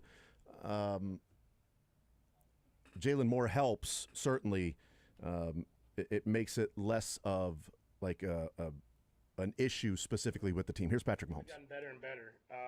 And adding guys like Xavier back and then getting Rasheed back will just continue to hopefully improve what we can do. And so I think all you can ask for is to get better each and every week, and I feel like we're doing that. How much do you expect out of Rasheed, or how much does he expect out of himself? Yeah, I mean he's going to be out there every single play. I mean that's the mentality that he has. I think it's going to be our job as teammates and coaches to kind of build him back the right way. But it's going to be hard to keep him off the field for sure. Patrick, it seems like you and Max Crosby have an interesting relationship, friends kind of off the field and intense on it. Can you describe that relationship you guys have off and then what it means to see him on the field? Yeah, I mean, it's a ton of respect. I mean, like you said, I mean, when I talk to him outside of football, it's like we're friends. You wouldn't even see what happens on the football field, but he's the type of competitor like me. It's like you get on that football field, it's whatever it takes to win, and you're going to leave everything on the football field. And I have a ton of respect for that. I mean, those are guys that you want on your team because they play with that mentality, and he's trying to do that and build that culture there. And so I know when we step across that line and you get on that football field, it's going to take your best effort to find a way to go up against that guy. After you talked in Brazil about Travis's shirt looked a little bit loose on him, I just wondered if there was a time this offseason where you noticed that physically he was looking different. Yeah, I mean, you see it from the first day OTAs. I mean, obviously, like I play golf with them and stuff like that, but you don't know until you kind of get out here and you start moving around. And so I think right when you got to OTAs and you saw him and going through workouts, you could see that his body was in good shape and he was moving a little faster than he even was the year before. And I could tell just from the mentality that he had that he was going out there to prove something, and he's done a great job starting off this year. What did you think of his shape this past game? You said his shape or shape? Oh, his shake. Okay. No, yeah, it's Hakeem Olajuwon shake. Yeah, no, he still got it, man. He's got the vet moves. You know, when you get up there a little older, you know how to use other guys' athleticism against them. And I feel like 2022, you saying that whoever was open was going to get the ball. How much of that year? And I know you won the MVP, you guys went on to win the Super Bowl, but it was a collective group, right? In terms of the passing attack, how much of that season can inform you and prepare you to add another guy back when you have so many what appears to be available options? Yeah, no, for sure. It's I think the guys just know that. They know if they get open, I'm gonna throw them the football. It doesn't matter who it is. If you're getting open on the football field, you're gonna get the football in your hands. And so I think the room is gonna help out a ton with that. I mean, they have a lot of guys that truly care about each other and truly want each other to succeed. And it's a good problem to have that many talented guys in the room. But Coach Reed, Nags, they'll do a great job of calling different plays for different guys, and they'll keep defenses guessing because they won't know exactly where the football is going to go. Patrick, what are you seeing just the trickle-down effect of having Rasheed back on the rest of the room? Is it easier for other guys to settle into roles when you have the full allotment there? Yeah, and I think those guys work so hard to be their best. I mean, from training camp OTAs on, and I mean, I know they're going out there and trying to do what they can without Rasheed there, but they want their guy there. They want one of their teammates there that worked his tail off to be in that position. And so I think just having them in that room, you can just tell those guys are energized and they're ready to go, and they want to showcase who they are as a complete room. And they've done a great job so far this year, and I think it's going to get even better with Rasheed now. On the field scheme-wise, do you notice you have more advantageous matchups maybe elsewhere on the field, even if Rasheed's not the guy you're throwing to? I'm sure there will be. I mean, I think you saw even this last week against the Lions with the speed that we had with Taekwon and with Xavier and Hollywood. Sometimes those guys underneath are getting open a lot more. And, I mean, adding Rasheed there and him catching those balls underneath and then him with his yak and able to make stuff happen, it's going to force defense to choose. Like, are you going to sit back and let us throw stuff underneath, or are you going to come up and have to deal with all that speed running down the field? And so that's a good problem to showcase towards defenses.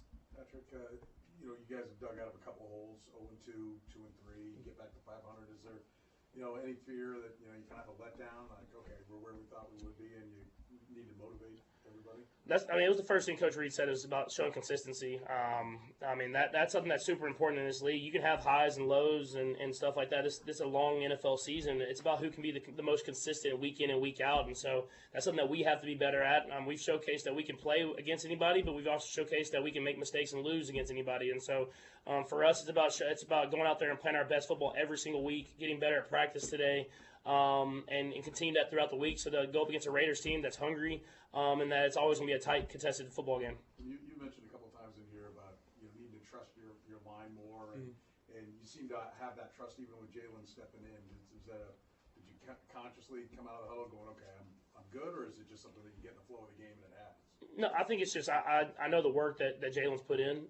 He's a guy who's been a professional every single day. Every time he's been in there, if that's been left tackle, right tackle, guard, wherever it is, he's done his job and done it well. And so having those reps in training camp and throughout OTAs, I know that he's going to go out there and battle, and he's done a lot of great things that you just haven't seen on the field. So you see it now that he's a starting tackle in this league and can go out there and compete against anybody.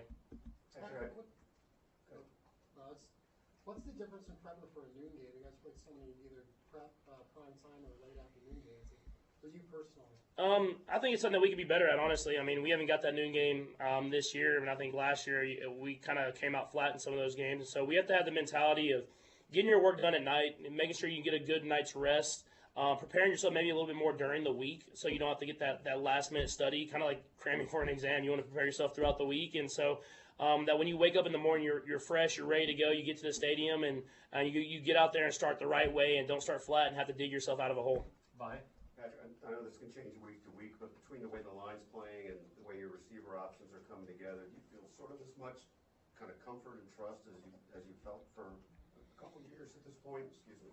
Yeah, no, I felt good these last 2 weeks especially, and I think that it all starts with the offensive line. When they're blocking the way they're blocking, it gives me a lot of confidence to sit in the pocket and make these throws down the field, and then when that's not open, hit the guys underneath and let them make plays happen. And so that's about you to continue to steadily build on that. I have to continue to get better and better and look at the tape, learn from even when we're having success, learn from the mistakes that we make, and that's what I'll try to continue to do throughout the rest of the season. Has it felt more like a different sense of that with all that stuff going at once than maybe it has for a while, or yeah, and then I think, obviously when you start bad, you kind of don't have the room for error, so you have to stay on top of everything, and so sometimes wins can almost like hide some of the flaws that you have throughout the team, and when you lose, you really take a deep look at what you can get better and better at, and so for us, it's about accepting that challenge of now that we're having a little bit of success, still looking at the film the same way, and then going out there and competing and getting even better each and every week.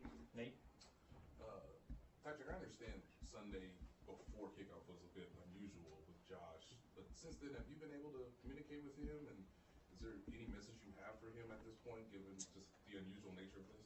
Yeah, I'll keep conversations kind of between us, but it's I'm always praying for all my teammates, so I'm always praying for them, and I'll just keep everything else kind of private to us.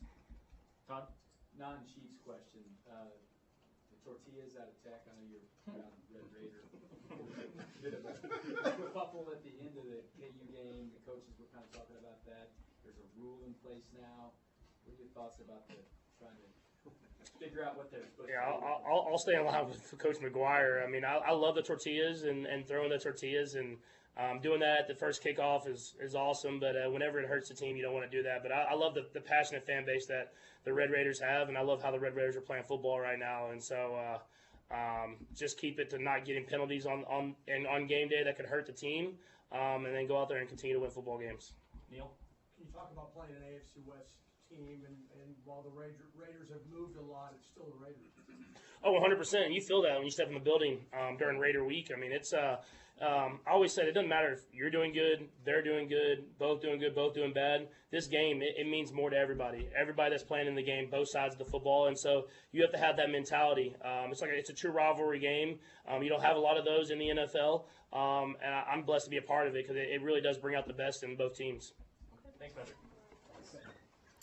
All right, there's Patrick Mahomes. You're listening to KCFX HD4 Harrisonville, WHB Kansas City. A lot of stuff to get into there with Patrick Mahomes talking about Rashee Rice, talking about the Dream Shake with Travis Kelce, 2022, relating to this year. Jalen Moore filling in. What he said about noon games I thought was interesting, saying that, last year didn't play that well. That was that Denver Broncos game. Was the first noon game they played last year was against the Broncos. And then obviously keeping the communication that he has with Josh Simmons private, but he's praying for him.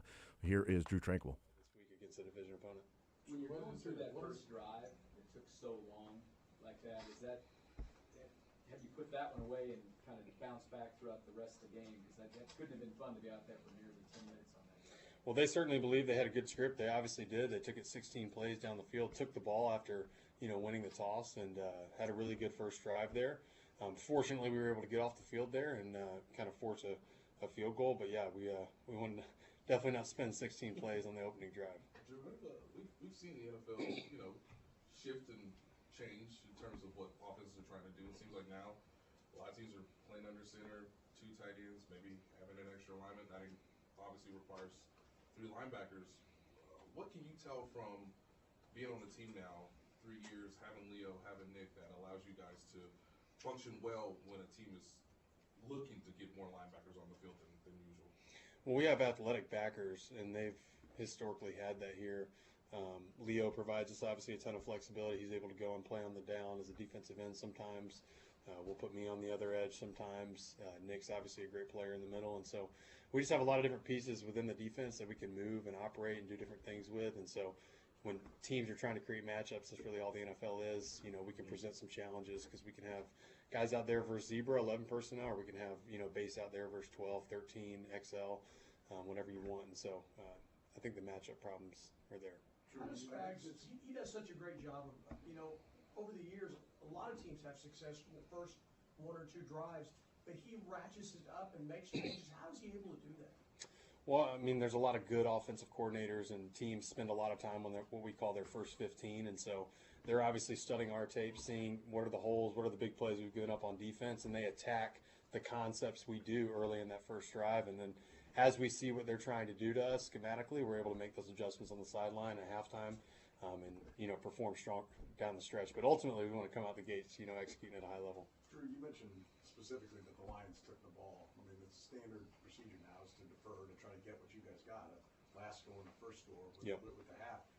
Did that resonate with the defense? Like, hey, they're not doing what they're supposed to do. This is kind of a they're sticking it to us, or no? Is it just like, hey, we're up first? Well, I mean, I was out there and I was shocked when Jared was like, "We'll take the ball," and I was like, "Okay," and so yeah, you're fired up a little bit. You're going back sideline and said they want the ball, and so we would obviously like to get off the field better. They made a good first drive, but it definitely makes you a little edgy. Okay. And you mentioned Jared, that the play that got called back, the touchdown got called back. That's a pretty obscure rule. Did you know the rule precisely? So if you're under center, you have to reset. I guess it's like a tight end who maybe is on the ball. The receiver motions over, and maybe the tight end shifts off. Everybody kind of has to reset for a second, and so it's part of the rule. You knew it going in though. I mean, I didn't know the specifics of that, but being under center, I know if you're on the line, you have to reset yourself off the line. But applying to the quarterback, found out. Drew, you have a unique perspective on this, kind of being behind them. How have you seen Omar Norman-Lott and Ashton Gillotti grow as the years carry along? Yeah, they're great talents, and they're learning schematically how to operate within our scheme. Obviously, 2 very explosive players. Ashton's very strong. Omar as well. Omar has great get off there on the interior. But as they become more knowledgeable in what we're trying to do defensively, they're just going to become bigger and bigger assets for us. Drew, you mentioned the run game being leaky and the other team's script opening game, but what is the mood like when maybe first couple drives don't go your way? Like, what's the energy like on the sideline and the halftime? Well, it's certainly get to the sideline and figure out, look at the surfaces, see what they're trying to do. They were doing some nuanced things that we hadn't seen them do on tape. They were putting an XL in the game and then going tackle over with Panay and then running it back to that other side when we'd adjust our front and put everybody over there. So they were doing some nuanced things that we had not seen on tape, and we just had to make the adjustments there in the second half. How often does that happen where teams are doing stuff that you haven't seen on tape? Well, I mean, teams have their base run game, and then they'll have schematic plays that they draw up each week. And so typically you'll see a handful of those on any given week. Couple more. Give a little maybe scouting report. They spent some pretty good draft capital getting the running back early. What have you seen from him so far, about a third of the way through his rookie year? Well, he's got incredible contact balance. You see it in that 60-plus yard touchdown run he broke, where he was able to break the leg tackle there, going down the sideline. Obviously, we know what he did at Boise State, and so they're giving him a lot of touches. I think you see Indianapolis, they give him a swing pass for 40 yards, I think, to open the game, and so they're trying to get him the ball in a lot of different ways, and obviously they think very highly of him.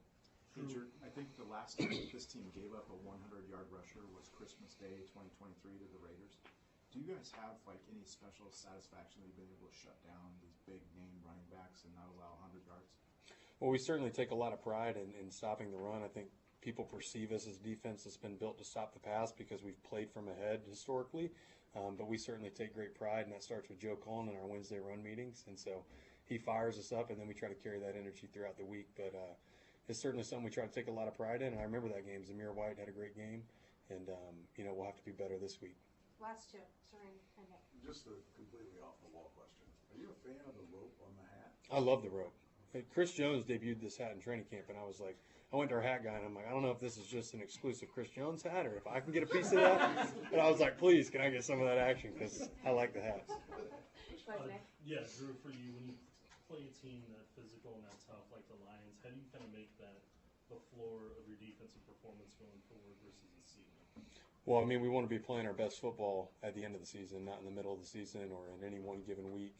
Certainly, we know we didn't play our best in Jacksonville the week before, had a 14-0 lead, and weren't able to close the door. And so we were able to play better versus Detroit, and we'll have to play good Sunday afternoon. It's a noon game, the first time we've played in that slot this year, and so that'll present another challenge. But we'll have to come out with a lot of energy and execution to beat a division opponent. Thank you, Drew.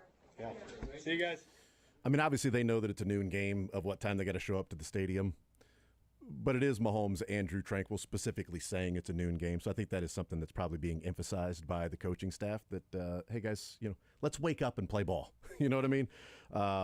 But interesting stuff there from Drew Tranquill that we'll get into and talk about with Spags, the adjustments that they make, and him talking about why they are successful against whatever personnel package is thrown out there, that they can go up against a spread team and they've got the players to match.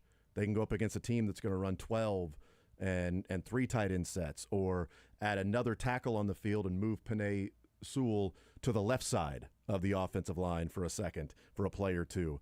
And they're able to match that because of how athletic their linebackers are. And it's not just athletic. Like we see sometimes Sterling, and when we hear from Xavier and he gets up there, we'll go out there. But sometimes Sterling, we hear or we talk about athletic linebackers just being smaller. And it's like, okay, now a team's just going to run it down your throat because you're smaller.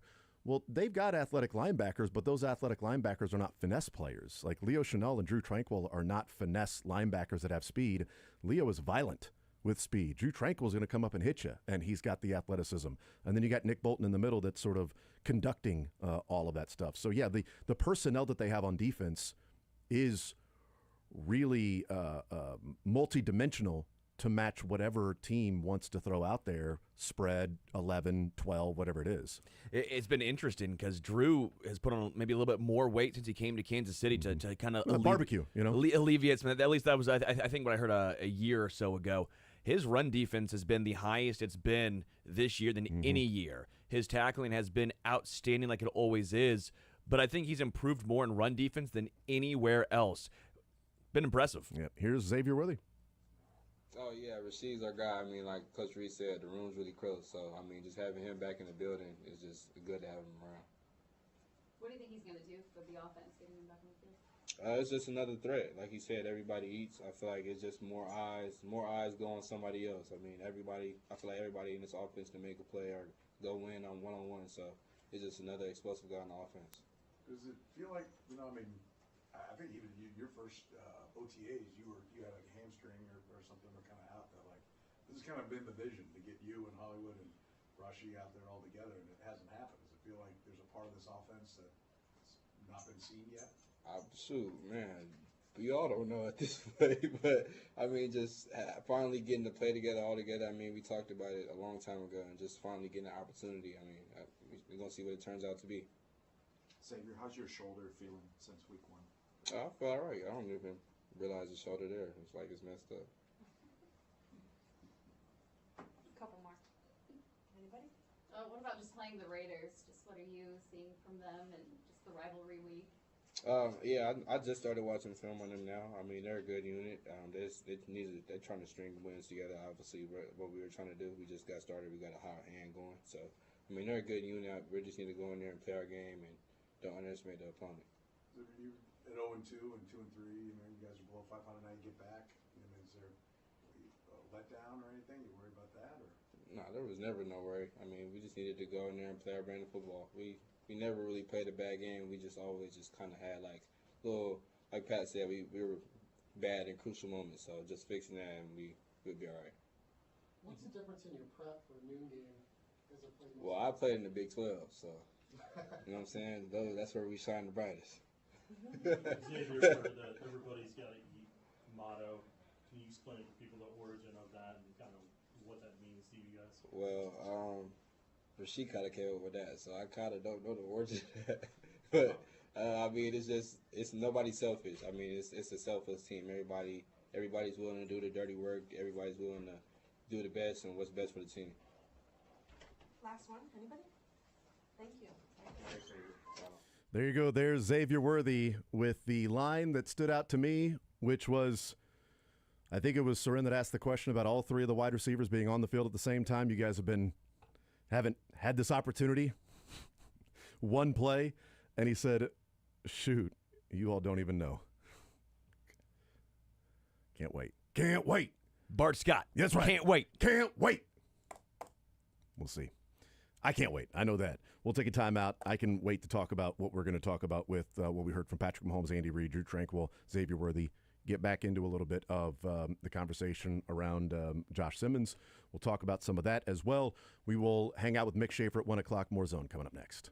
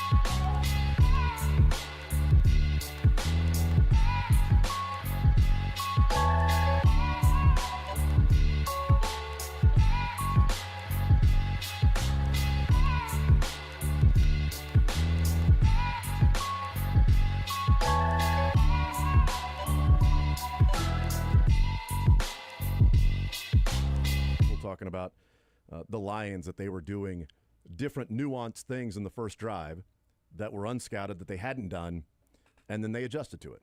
So, and he said it happens every game. You'll see what the tendencies are. You'll see what teams are doing, their scheme, and then there will be plays that they bring out that they haven't done before, and then we come over to the sideline and have to adjust.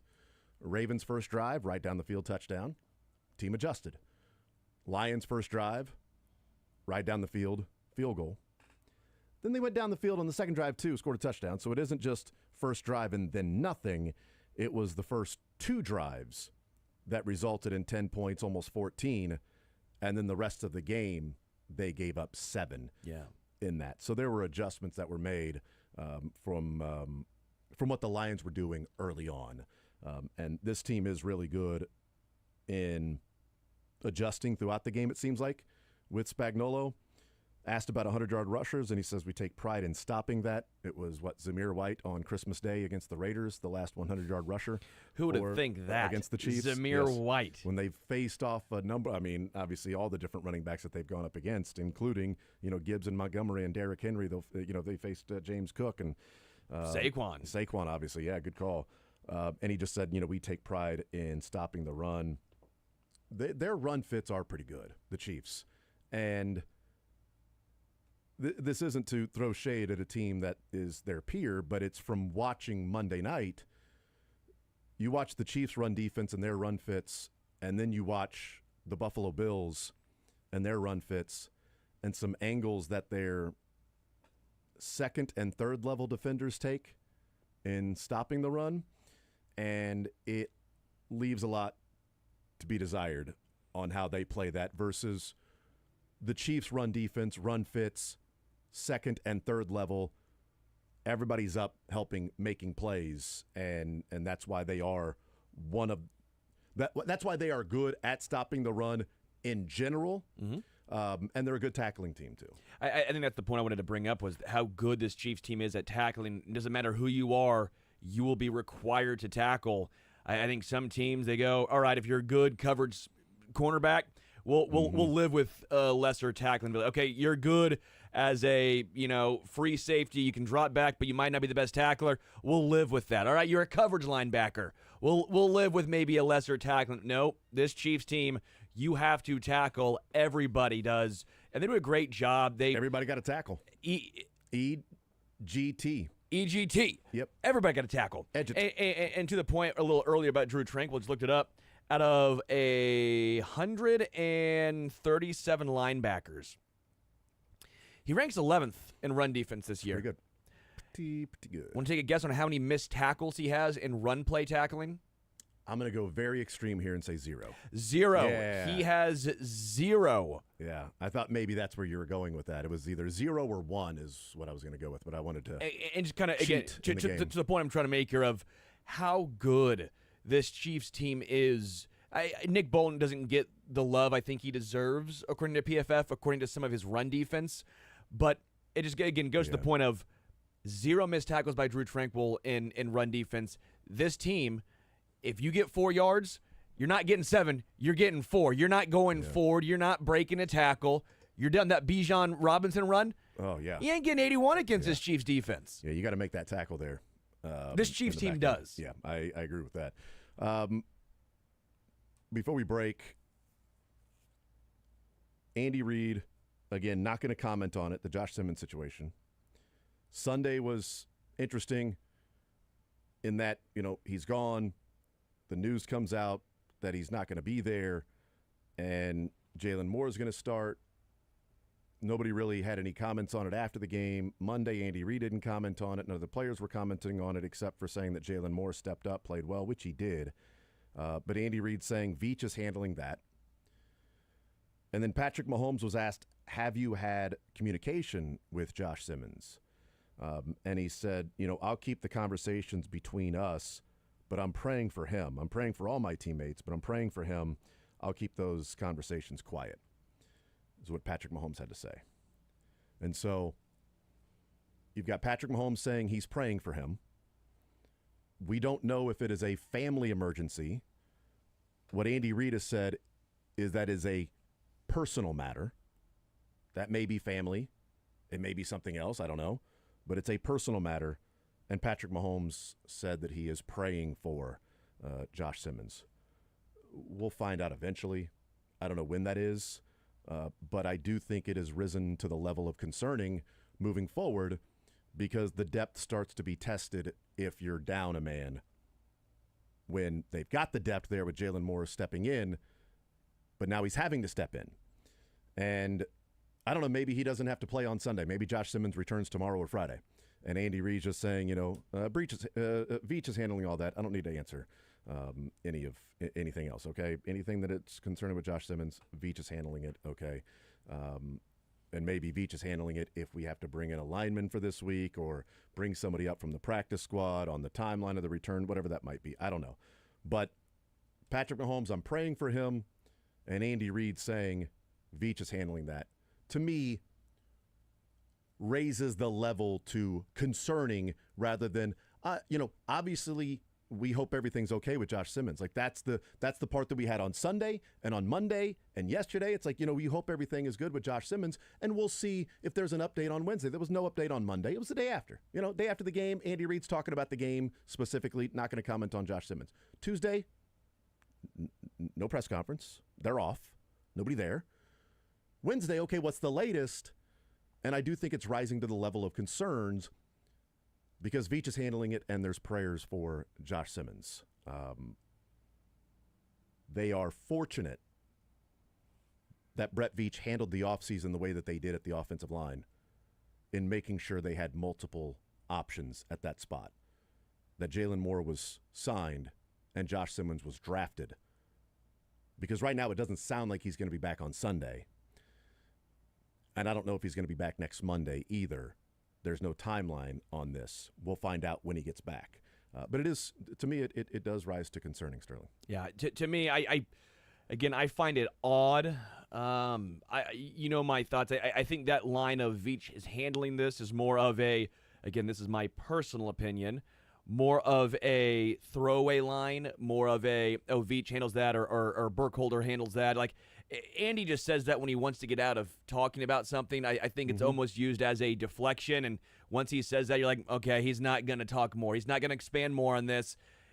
The odd part is no timeline at all. Yeah. That does seem a little perplexing, but again, end of the day, we don't know what's going on. You hope for the best, you pray for the best, and Josh Simmons' health and his family and whatever he's going through, obviously, it has to be the most important thought process here.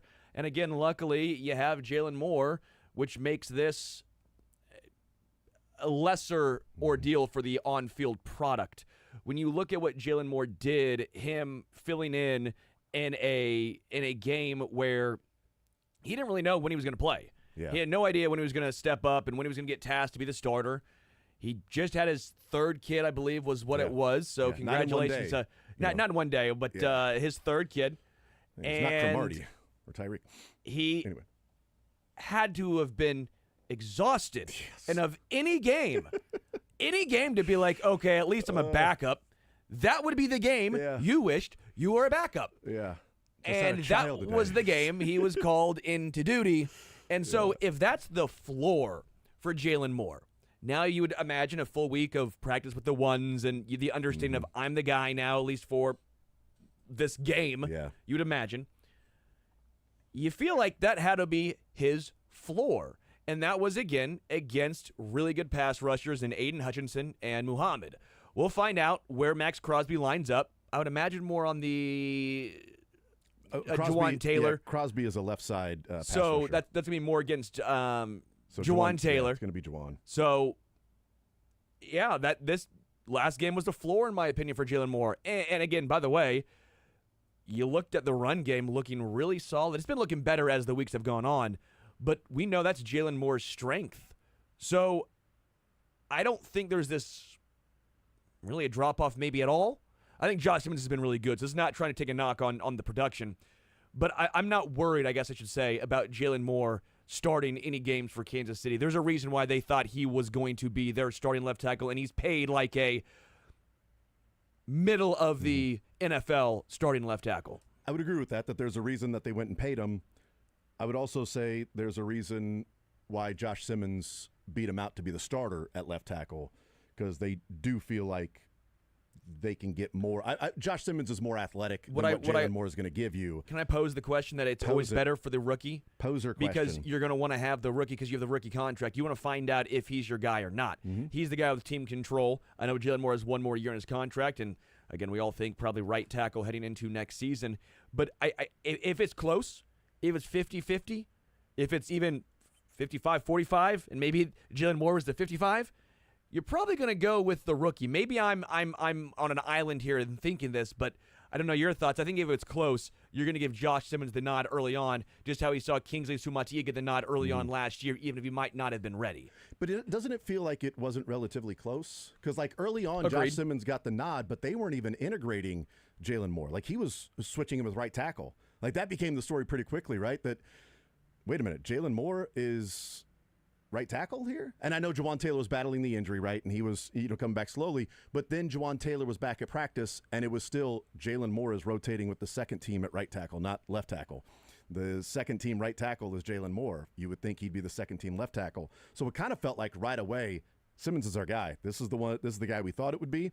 This is who we thought he would be. This is who we were hoping we would draft at 31, that he would be there. We got him. The injury is good. The knee is healthy, and this is the guy we thought he would be, so we don't need to take reps away from him and work in Jalen Moore. We need to work in Jalen Moore at other spots, at right tackle, at guard if we need him there. We know what he can do at left tackle because we've seen that, but let's get him ready to go as a swing tackle if need be, and somebody who's going to replace an injury to Taylor or an injury/absence now to Josh Simmons. I want to give a huge shout-out, too, to Jalen Moore, a little underrated aspect of this entire conversation along these lines. He was signed to be the starting left tackle. He had been behind Trent Williams, and for him it was time to, spread his wings and fly as a starter somewhere else. And his thought, I would imagine, signing in Kansas City was, I get to protect Patrick Mahomes, and I get to be a starter. I'm all the way in. Now, again, I'm not feeling too bad for a guy who's making, $18 million this year, whatever it is, $15 million this year. I get it. He's getting paid handsomely, even if he is a backup. But the way he's handled this entire thing, to me, is very impressive. You were a backup. You think you're going to be the starter. Finally, your chance to shine and show who you are. Okay, they draft a rookie left tackle. Not great, but you're still going, at least I'll have an opportunity to really try out, and he's going to be out for the year probably with the injury, and he's returning back, and at least I'll get the start at the beginning of the season, and hopefully I can hang on to that job. Oh, wait, Josh Simmons is somehow way ahead of schedule and is looking like he did prior to the injury. Okay, well, at least in training camp I'll get a legit 50-50 battle, and then it found out pretty early on that wasn't the case, and it was pretty much not given to, but Josh Simmons earned it pretty quickly, again, being the rookie with the hype and all this. And so I think it could be very easy for human nature to go, I'm back where I was. And maybe even worse, because now it's a rookie at left tackle where I really don't have an opportunity. My best chance is maybe playing right tackle next year when Jawan Taylor's contract's up. I think it could be he played guard for a little bit in training camp, right? Remember that? Yeah. I mean, I think it'd be very easy to pout, very easy to get down on yourself. And we never heard a peep of that from Jalen Moore. No. We never heard anything in regard to, again, him originally thinking he's going to be the starting left tackle on a Super Bowl contender to now he is a swing tackle. And again, he's paid handsomely. Well, and the difference is, like when Orlando Brown was traded for, he said, I'm the left tackle. I'm here to be the left tackle. I'm here to be the left tackle. Jalen Moore said, I'm here to play whatever position they want me to play. If it's tackle, right tackle, left tackle, guard, doesn't matter. Whatever they need me to play, that's what I'm here to play. And then they might have signed him by letting him know, hey, we're going to be looking at tackle in the draft. Very, very much could be, and we don't know the full story. But the point, again, I'm very impressed with the attitude from what we have seen. We've heard no rumblings of anything in the locker room. I mean, it's human nature to get down on yourself when you think you've been sitting behind a guy for so long, finally your chance to start, and now you're still a backup. Yep. So shout out Jalen Moore. And as far as Max Crosby is concerned against Jalen Moore or Jawan Taylor, the last 3 weeks for Max Crosby has 188 snaps, and 8 of those have been on the right side. So the right side of the defense. Yeah, so it's against the left tackle. So 180 out of 188 has lined up against the right tackle. So Jawan for Max Crosby. So which the concern is Jawan, you've been good. You've Yeah. set up correctly. You've not gone early. Just because you're playing Max Crosby, who gets Now- a quick start, don't get in your dome. Jawan, you're good enough. But luckily, it's a noon game, so people won't be watching every single play with a microscope and a magnifying glass on every single part of the game to show that there is clear bias for the Chiefs in Kansas City, with clearly the number one media market that's you would want to create the It's bias huge. for. And the clear bias for the Lions by calling one penalty on the Lions in the second half on Sunday night. Like, it's total BS. How can you go an entire half without committing with only committing one penalty? Like, it's so rigged. More's up next.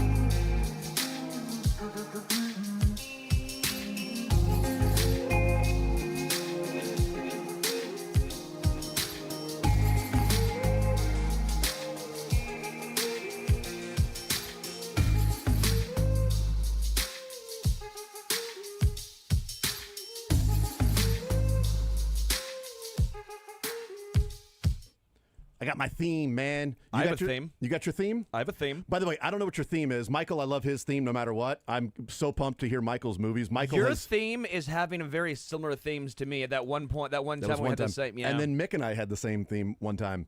But I don't know what your theme is. This is not my theme. I joked about maybe it was, but I go to basketball practice last night, and little man's coach comes up to me and said, hey, I can get a good look at a T-bone by sticking my head up a... I said, yeah. He was like, dude, I was listening in. You guys were just going back and forth with the Tommy Boy quotes. I'm like, how did I not land on the stick my head up a butcher? Do you play for the Yankees?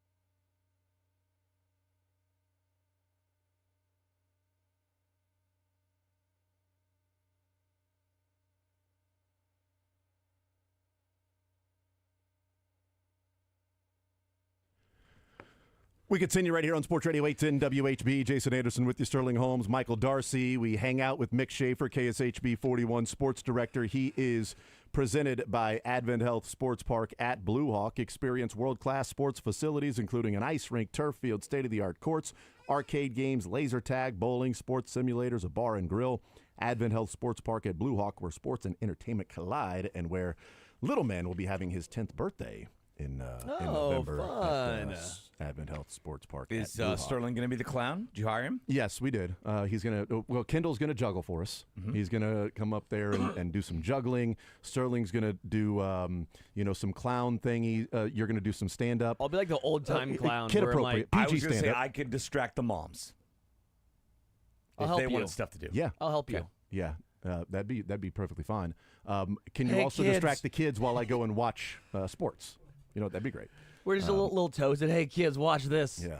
Oh, you don't think I'm going to be in there laser tagging these punks? Oh, dude. I'll be laser tagging the whole time. You guys can bowl. All right. You guys can go over there and bowl. I'm going to be laser tagging On over like a here, little okay? zip line thing. I'm just going to push them out of the way. See, This is for me, kids. Who's going to have the tranquilizer for the animals that will be there? Oh, man, and that's can a I great play with question. it? You got a dart in your neck. You're crazy. I like you, man. but you're crazy. You got a dart in your neck, man. Great movie. Yeah, I want to see you smoke. Mick. I want to see a clown smoking. Just in the corner, just Yeah. smoking a cigar. Yeah. Kids, I'm on break. Make me a bicycle clown. I'll make you jokes later. What? Why are you yelling at me? you It's know like what? bad Santa, I'm gonna but make bad you a bicycle. clown. Yes, bad clown. Bad clown. We could make a movie. Yeah, bad clown. We could do this. Yeah, We it's have called- the technology. I think it's called It.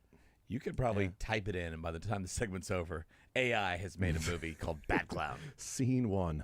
Clown shows up. I would be a good actor. I've thought this for a while. Wait, you're giving yourself Yeah, props on that's something odd. you could do? Something Credit you've never to done. me Something for you've that. In something fair- you've never done. Who was I talking but to? I definitely could do that. in Pete fairness- Sweeney and I were talking about you the other day, yesterday, at KSHB. Uh-huh. And I can't remember why you came up, but my eyes course were I came rolling, up. Normal. rolling out of my head. I was like, and Pete's like, what was he bragging about? I'm like, he was bragging about being able to start a fire. The other Well, I didn't Monday. start He it. was, I didn't start it. It you were was still always bragging about- burning since the You world were was was bragging burning. about knowing somebody who knew how to start a fire. Yeah, it was impressive. With lighter fluid. Yes. and butane and Yeah. We didn't Kindling cut and- the wood or anything. I'm like, nobody brags it wasn't about really bragging. It doing was fun. average, basic, everyday stuff more than Sterling. Remember the time you came in and you told us how tall you were at the doctor? 5'10", baby. Legit 5'10", boys. 5'10". Legit. I'm like, Legit that is the 5'10". average That's a good height point. It's the average height of males adult in this male. country. Yeah. And you were just throwing it down because of that. But it is great because he did say legit 5'10". Legit 5'10". Legit Not even 5'10". Of all 5'9" the and people who have been 3/4. 5'10" before, I'm probably the most legit. I'm the most 5'10" of all the 5'10ers. Yeah. Yeah, because And- there's some 5'9" and 3/4. That's not 5'10". They're liars. And by the way, without confidence, all I have is my good looks. know. So Yeah, we that's- have that's- we have that's a that good point. going. Yeah, Good thing you that's, don't repeat that line. Yes, I hadn't said it in a while, that's so I good. figured we needed to break Yeah. it back out. No, I just appreciate that something that people study for their craft, that they try to do, that they work their whole lives to perfect. That Sterling's like, I could be an actor. Yeah, but hear me I could out. be an actor. I could be an actor. I could totally do that. I can get on stage. I can do the whole thing. I can take on a role. I can remember the lines. I can ad lib if need be. I can play off somebody else's emotions. I can do that. I can grow my hair out. I can cut it. Oh, I that's can true. grow a mustache. I could have no mustache. That's a good point. That is 4 to wait, even double. 'cause So you're lo- saying- You're amazing. you're saying- all these things you can do. that's like 8 You different can- characters right there. You can get in a car and drive home. Yeah. So essentially, Sterling is Yeah, I saying could I actually. do that. Yeah, Sterling I is think saying I will. He You can get be dressed by yourself. He can be a mime. Yes. The hair can grow different things, and the mustache. Now, anything else like talking and actually the dialogue, no, don't As know. Ben Affleck taught us in Ben Affleck, as Vince Vaughn taught us in Four Christmases, acting is reacting. Acting is reacting. It's Wrong, tall, good-looking swaddle guy. this baby, woman. Seems my wife is better at having babies than swaddling them. Yes, no. I might go to acting school just to prove a point. They got classes here you could take. I've your known line. people that have done it. It's your line. We're losing Really? the crowd. Yeah. We're losing They the got audience. classes here. You should do it. Yeah. It could be your bit. And like every Kind of fun, actually. Yes. Yeah, that'd be pretty good. every Friday, right, for a segment, you come in and you give us like some Shakespeare or something or like like that. a different character. I'm a different Yes, character every time. That'd be fun. And you like method act the entire time. Am I I'm ready for a different character cursed? over here. Okay, that might be kind of fun. Okay, we'll Why look into hast this now. thou forsaken me? This cursed wrath upon my I'm being. really bad at accents, though. That might be my downfall. Oh, I okay. can't nail do. those. I can't do You gotta British. do well, there's not just British. There's Scottish. There's Yeah. Wales. There's English. There's the Cockney accent, right? Yeah. There's That's Northern the Wales. Ireland. The Wales Yeah. accent. Donkey. Like I can't really do much of. You're really good at that. I don't Yeah, know. you nailed that one, man. Sure. I'm not very good at. I can't do it. By the way, for a day, Ricky Scoops returned. Credit to me, by the way, for being honest about not Credit being to able to you, do man. accents. All the credits go to you Yeah. for all the Credit things. for you for admitting that you can't do accents. Good job, man. Ricky Scoops returned for about an hour and a half today, and he just tweeted off a bunch of things. He says, it sounds like Raiders, Jacoby, and he hasn't tweeted since the Micah Parsons trade that he said was happening. Wow. And so that's the last time he tweeted, August 28th. He returns today, says, sounds like Raiders wide receiver Jacoby Myers is being traded out of town and won't be in silver and black much longer. So Jacoby Myers may not play this weekend. Oh, wow. His next tweet is, the Patriots have been on the phone with teams are aggressively looking to trade for a wide receiver before the deadline. Sounds like Drake May be getting another weapon. He Interesting. played in. Those are back-to-back. Jacoby Myers in New England. He played in New England, right? So back-to-back wide receiver, sort of one that may be on the go and one team looking for it. His latest tweet was, sounds like Saints are now open to trading Chris Olave. They weren't willing to move him in the offseason, but that stance has changed, and the team is now listening to the trade calls. But this is the one that he tweeted out that has Chiefs fans perking up their attention because they don't need wide receivers. The Dolphins are actively shopping Jalen Phillips, a name to watch as the deadline approaches. Sounds like Miami is ready to move him. Teams are also calling about Bradley Chubb, Jalen Waddle, and Devon Achane. So doesn't mean they'll trade those players, but they are actively shopping Jalen Phillips. That's a name we brought up a few weeks ago when people were talking about running back. And I said, I think we should be looking at defensive end. Yeah, pass and rusher. Jalen Phillips, when healthy, he's pretty damn good. He's just battled health. I don't think they can make it work with cap because it's like a $15 million cap hit. You'd have to prorate that. They don't have the space, so it would have to be something where you give up even more for the Dolphins to take on more of that money. So it might be a little more expensive for Jalen Phillips. But would they be willing to move Devon Achane? I think Jalen Wright's probably the more realistic yeah, for sure. one. Jalen Wright's probably more realistic. By the way, I forgot. Jacoby Myers was drafted by New England. He played 4 years there, and then 4 years, and then he moved 3 to, years in Vegas. Got the gig with the Raiders with the contract there, and now maybe returning there or to Pittsburgh to help out A-Rod. Yeah, Aaron Rodgers, and did you hear what they're calling the game this weekend? Bengals and Steelers. Bengay Bowl or something like that. The Icy Hot Bowl. Icy Hot Bowl. Yeah, Same as Bengay. Yeah, it's the same thing. Yeah, the Icy Hot Bowl. But what's funny is that Cam Hayward's the one that phrased it. I like my name better. I like yours better too. I did hear Cam Hayward say He's it. like 37 years old. Like Cam Hayward is 37. Yeah, exactly. And he's like, oh, it's the Icy Hot Bowl with the old QBs. Dude, you're a defensive lineman at 37. You're as old as it gets. Well, I don't think he's being mean about it. I know, it was was a just having joke. Fun, yeah. I know, but I thought it was a joke. I thought it was funny that one of the oldest defensive linemen in the league is saying this is the Icy Hot Bowl because you got two 40-year-old quarterbacks going up against each other. Can we get Mercedes Lewis to play in this too? Why not? Let's just get everybody that's 37, 38 years old and get them to play. So there you go. A lot of wide receivers mentioned. And then Ricky Scoops tweets out, until next time, 4 minutes ago. So it's been a couple of months since he's tweeted, and then he just fires off the wide receivers, Jacoby Myers, Chris Olave, and defensive end being shopped, Jalen Phillips, for the Miami Dolphins. He's in his, I think this is the fifth-year option for Jalen Phillips, and that's why they're moving on from him. Either way, it's like this is the final year for him in Miami, so that's why they are looking to move him. Very talented player, was incredible his first 2 years, had 15 and a half sacks over his first 2 seasons, then 23, played in 8 games, but still had 6.5 sacks. And then again, the injuries just kept going on from there, played in 4 games. In this 24. is his 5th-year option. So they did. So this is his 5th-year option, and that's why the cap hit is going to be difficult for the Chiefs, because his 5th-year option, the cap hit is the base salary. And when you trade for a player, you're bringing over some of the bonuses, but you're bringing over the base salary. Yeah. So like, his cap hit's $15 million. Well, his base salary is $2 million. So that's what you're really going off of. His base salary is 13.2. So there's not much wiggle room unless the Dolphins are willing to take on some of that money to some degree, or you trade for him and you immediately give him a contract extension, and you limit the cap hit this year with that. I don't know. That would be, to me, the only way they could probably make it work is by giving him an extension right after you trade for him. So I think they should be looking at defensive end. He would be the best one available on the market, because some of the names that are out there are like, yeah, those are fine players. Like Bradley Chubb, not the player that he was when they gave up a first-rounder for him. I'd rather have Jalen Phillips than Bradley Chubb.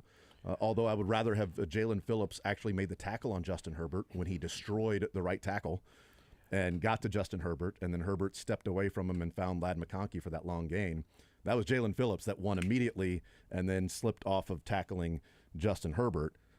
That's the kind of player he is. He's a great player, but I guess my concern and question to you guys would be, we know he's talented. We know he can win quick. Does he fit the system first and foremost? Because it's more of an outside linebacker role, not a traditional 4-3, defensive end. So is Spags more of an Uche than anything else? And then you couple that with the injury concerns. I think if we're playing Madden, the answer, yeah, you want him every single time. But when it comes to schematic fit plus the injury, is this the guy you're willing to give up draft capital to go and acquire? I mean, again, we're not talking a 7th rounder. I would imagine it'd be a little heftier than that. He's a Spags guy because he's 6'5", 260. Okay. Right? It's not like Josh Uche that's like, 6'4", 230. Like, I don't know what Josh Uche. But Uche was more of that speed guy. Phillips is a stoutly built individual. 226. Uche 226. So there you go. Yeah. So what is Uche, like 6'4"? 6'3", 226. So 6'3", 226. And Phillips is 6'5", 260. So it's more of that Spags mold. But again, we're talking about it. I think this is the pool they should be swimming in terms of trading. I just think he's out of their depths. I don't think they can be swimming in that deep of water to get a guy like Jalen Phillips for what it may cost draft capital, and they don't have the room in the salary cap to make it work this year with like 3 and change under the cap. That's going to be really difficult to do. But Matthew Judon's also in Miami. He's not really playing. Yeah, he's not. Might not playing. Might be washed. Yeah. So I mean, if Miami's having a fire sale, we'll see what happens with that. But thought that was sort of interesting. Mick, we talked about it in the previous. I have no idea about the Dolphins, guys. If you have more Dolphins questions, I have no idea. What are your thoughts on Storm Duck? Would you have shown up to coral? I think is their color, sea green and coral or something like that. Would you have shown up to Tua's team meeting if you were on the team? Would you have gone? 100%. Okay. Yeah, I think I would have gone. Well, I'm a team player. Yeah, Sounds right. like they don't have a lot of those guys. Yeah, no, it doesn't. But if a captain calls a team meeting, absolutely. You would think yes. so. I also appreciated the former Miami Dolphin, I can't remember who it was, that put the laughing emojis and said, LOL, first meeting for Tua, showed up late to it. I guess it's all good then. He's like, so what happened? His first He said Tua's first meeting with the Dolphins after being drafted, like team meeting, Tua was late to it. Like, oh, it's all good then. But, he's been there a number of years, and he is the captain, and I'm not sure that really shows well for Tua that he's like, well, the guys need to show up to a team meeting that I call. Yeah. So you're saying they don't really follow you as the leader. Okay. But anyway, besides that in the Dolphins. What do they say? Good teams win, bad teams meet? Yes, that's right. That's right. Winning teams win, losing teams meet. Yeah. So we talked the previous hour when we heard from Andy Reid and Patrick Mahomes about Josh Simmons. Sunday happens. Patrick Mahomes says after the game that, well, we knew something was up at walkthrough on Sunday, that he wasn't there. Jalen Moore finds out after having a child, that early morning that he's going to be playing. There's a lot of off-the-field stuff on Sunday. Yeah, fills in, does a great job. Monday, Andy Reid says, I'm not going to comment on that. It's a personal matter. Okay, that was the day after, right? Everything's still fresh. Tuesday, they're off. Today, all right, we've had a couple days. We've had a couple full days of like, okay, what's going on? And Andy Reid says that, he's not going to comment on that. Veach is handling that. When asked if there's a timeline, he sort of just looked at Seren without answering. Is there a timeline? Okay. And then Patrick Mahomes was asked about it, and Patrick Mahomes says, I'll keep the conversations between us. I'll just say that I'm praying for him. I pray for all our teammates, but I'm praying for Josh, but I'm going to keep those conversations quiet. To me, hearing Brett Veach is handling that, I think it rises to the level for me of I think there's a concern now with Great this. concern. It's odd, maybe ominous to a degree, but certainly concerning that there's no timeline, and Andy Reid is saying, yeah, I'm not commenting on that. Our GM's handling that stuff. When I heard the Veach part, I had immediately thought, okay, it's a family member, right? That's what I thought Hopefully too, not, but right. maybe a death because we've just seen that with Chris Jones. When I heard Veach, my thought was health, but then also it moved to Josh himself. Mhm. Okay, Yeah. how is he? Is there something Yes.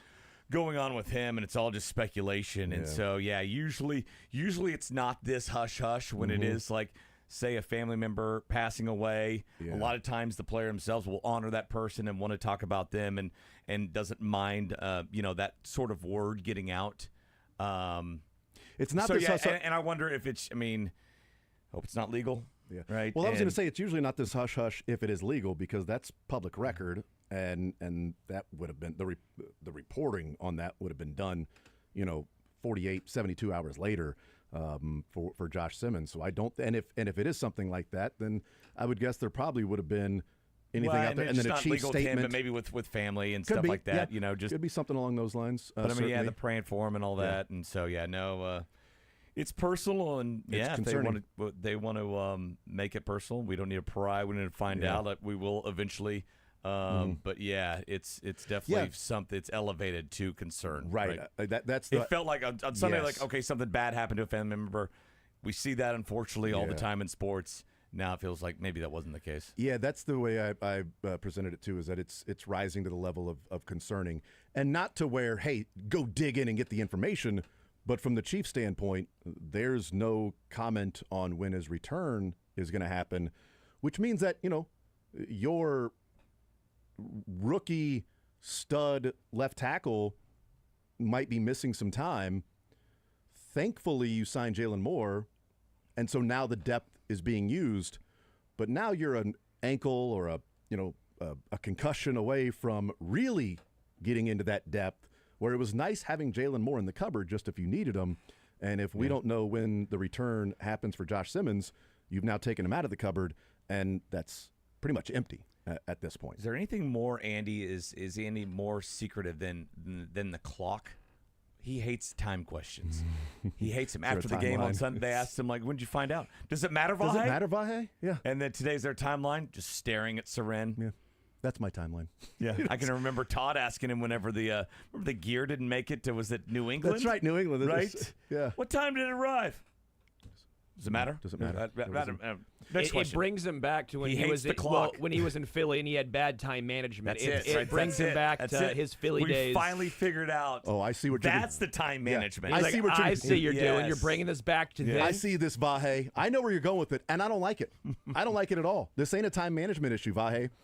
But I also thought, like, okay, well, Vahe, if he's reporting on the story, he's trying to get the information correct. And he said, was this last night? Did you find out Sunday? Like, when? Does it matter?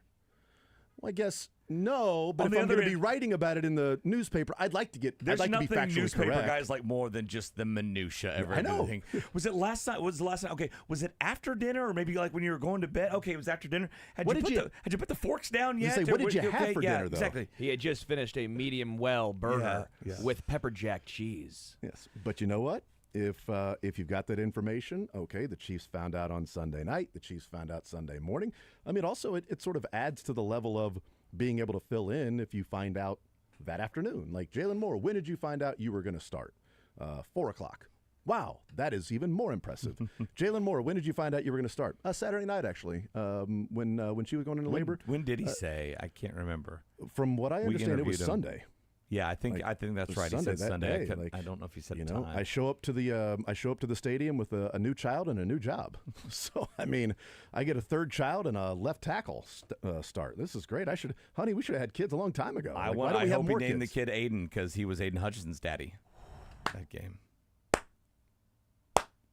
Look at his fourth child. It's a girl, but you still name a girl Aiden. Girls can be Aiden. Absolutely. All right, let's take a time out. We'll come back and we'll play some Rotten Tomatoes. I've got a theme. I got like 3 themes. Oh, I don't my God, know he's what got to 3 themes. land on. I love Michael's themes, which are just bad movies. I love it. I love asked it him, have I heard any of your movies? He's like, I don't think so. I don't think you have. I hope not. We'll find out. We'll play some. We'll have some fun. We'll go from this conversation around what the unknown is with Josh Simmons to having some fun. Rotten Tomatoes coming up next.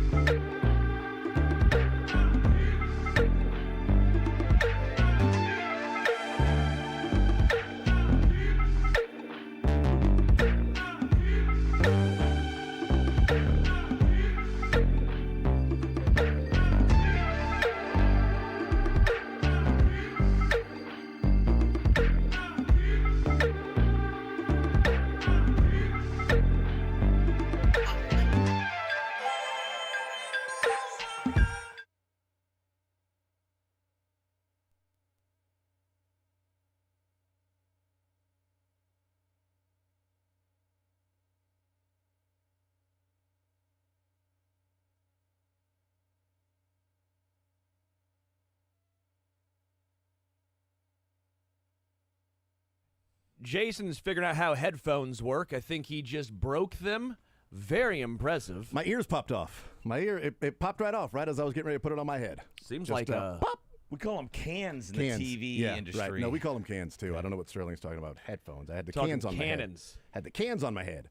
All right, let's play a little Rotten Tomatoes, and we go around the room, and also the room that Darcy's in as well. And we give the movies, and then we vote percentage-wise of what the critics think and what the fans think in their reviews of said movie. Who wants to go first? I will. Oh, great. Fantastic. Sterling's going to go first. No, I want to go first. But I want to go. Okay, Mick, you go first. Nope. I changed my mind again. Okay, I'll go first. This is the theme. The man from Texas is going to massacre the Raiders defense. The Texas Chainsaw Massacre.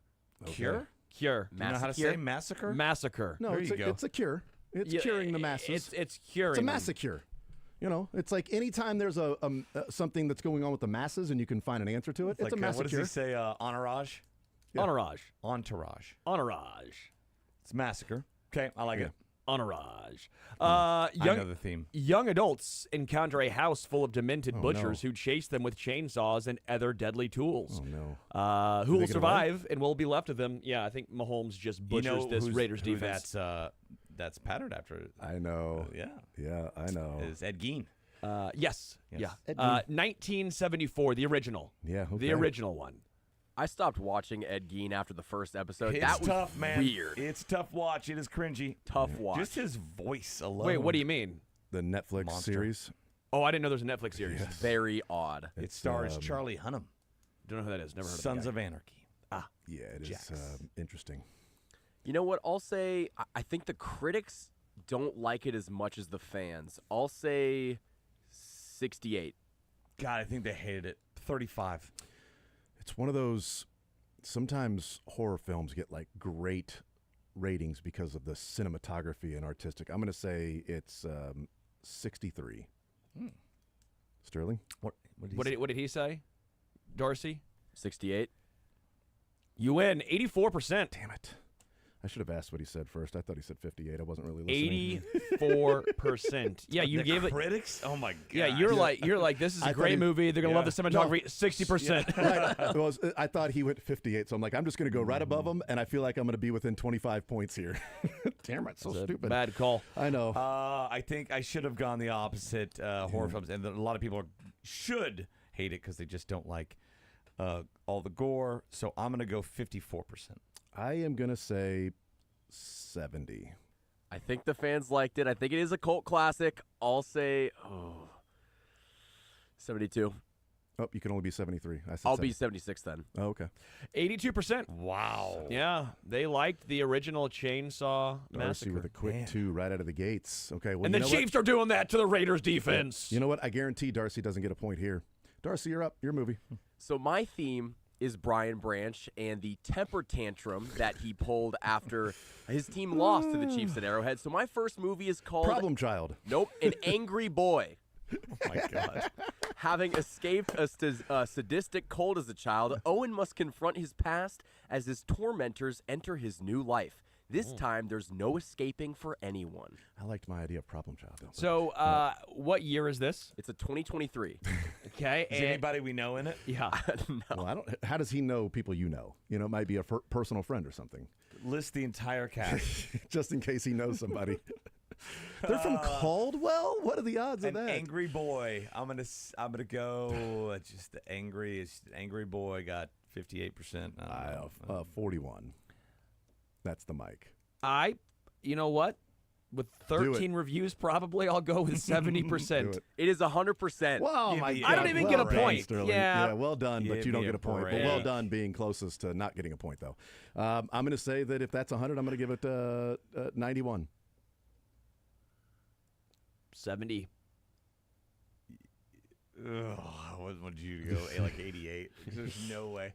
I'll stay low. Go 65. The fans gave it an 81%. God dang it! I should have. What'd you say? 70. Yeah, you got it. So I got. 10. I You're said 10 away. 91. You're 10 away. You're 11 away. You're 11. Son of yes. I am. Yeah, I got one. Bad I at just math. had to go Got Yeah, I one. bet. Got Just one. had to go anywhere between you two. You would have won.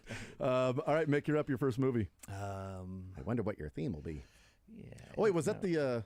You got the first point in that one, right? No, Sterling? well, you can give it to me, but I didn't. Oh, I was- that's right. No point. I'm like, why do I we only was have 3? The closest, So but you guys said you wanted my SNL theme because Yes, I went to a I did. SNL party, so we're going to Yeah, do a fun party. Diane Keaton theme, The Godfather.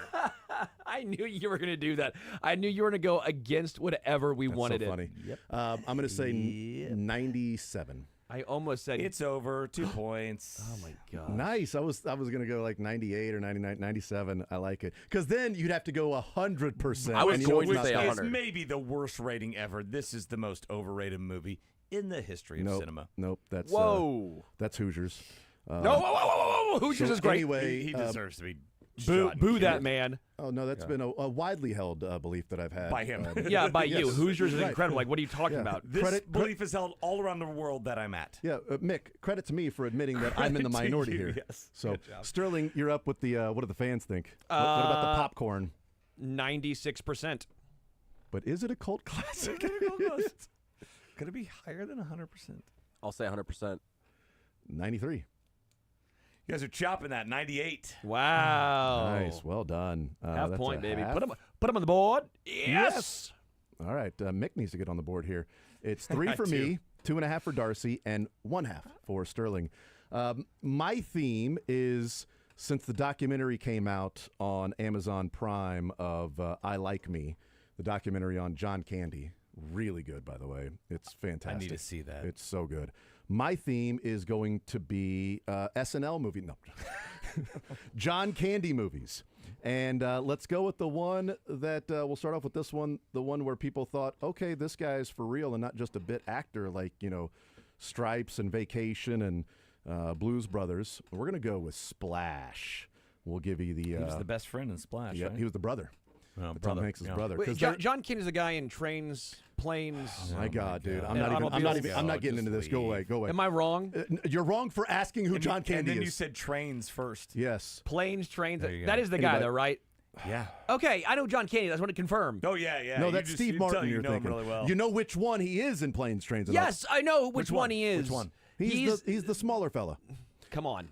A young boy saved from drowning by a beautiful mermaid falls in love with her 20 years later when she returns to seek him out. Before he can choose between life on dry land or a deep-sea paradise with his dream woman, the lovers are rudely interrupted by the intervention of a scheming scientist, which is great because this is a lot of just like, the Canadian Second City group. Tom Hanks. Eugene Levy, John Daryl Candy. Hannah. I don't think yes. she was in Second City, was she? I Daryl don't Hannah. know if she was. She or was not. like a serious Yeah. actress. So it's a bit. I've never seen Splash, but Ron big- Howard directed it, and it this- came out in '84. This was when it was like, okay, John Candy's for real. Okay, He's not so just a bit actor. it He's really good. Feels like it should be good, but I think Splash splashed with the critics. I'll give it 37%. I'm feeling 55. 70. It was Mick, a big hit. 91%. It was a Ron big Howard hit. directed Wow. it, dude. Are you I like kidding me? Ron Howard, Tom too. Hanks and Ron It was Howard. a big hit. It was a huge I hit. thought Splash may have splashed. Yeah. I it's a- didn't know. No, you should watch it. It's a really good. Yeah. It's a fun one. And John Candy is phenomenal in it. He's so good. Didn't he keep her in a tank for a while? He did, yes. Is it a comedy? Oh, yeah. Yeah, it's Tom Hanks and John Candy. It's great because it's back in the day when they didn't know what to do with PG or R because it's one of those before PG-13. Oh, yeah. So it's PG while Daryl Hannah is walking around naked. Yes, yeah. Neat. Yeah, so Neat, very PG. neat. So if you want to watch it with the kids, you can And see a Daryl grown Hannah woman. is a woman, even Yes. though her name's Daryl. Yeah, I figured. I assumed by that. Yep. Your Okay, guys' so but was it a talking cult about it. classic?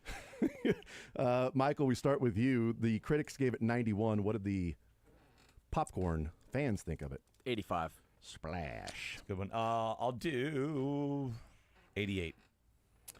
Run it back, 91, baby.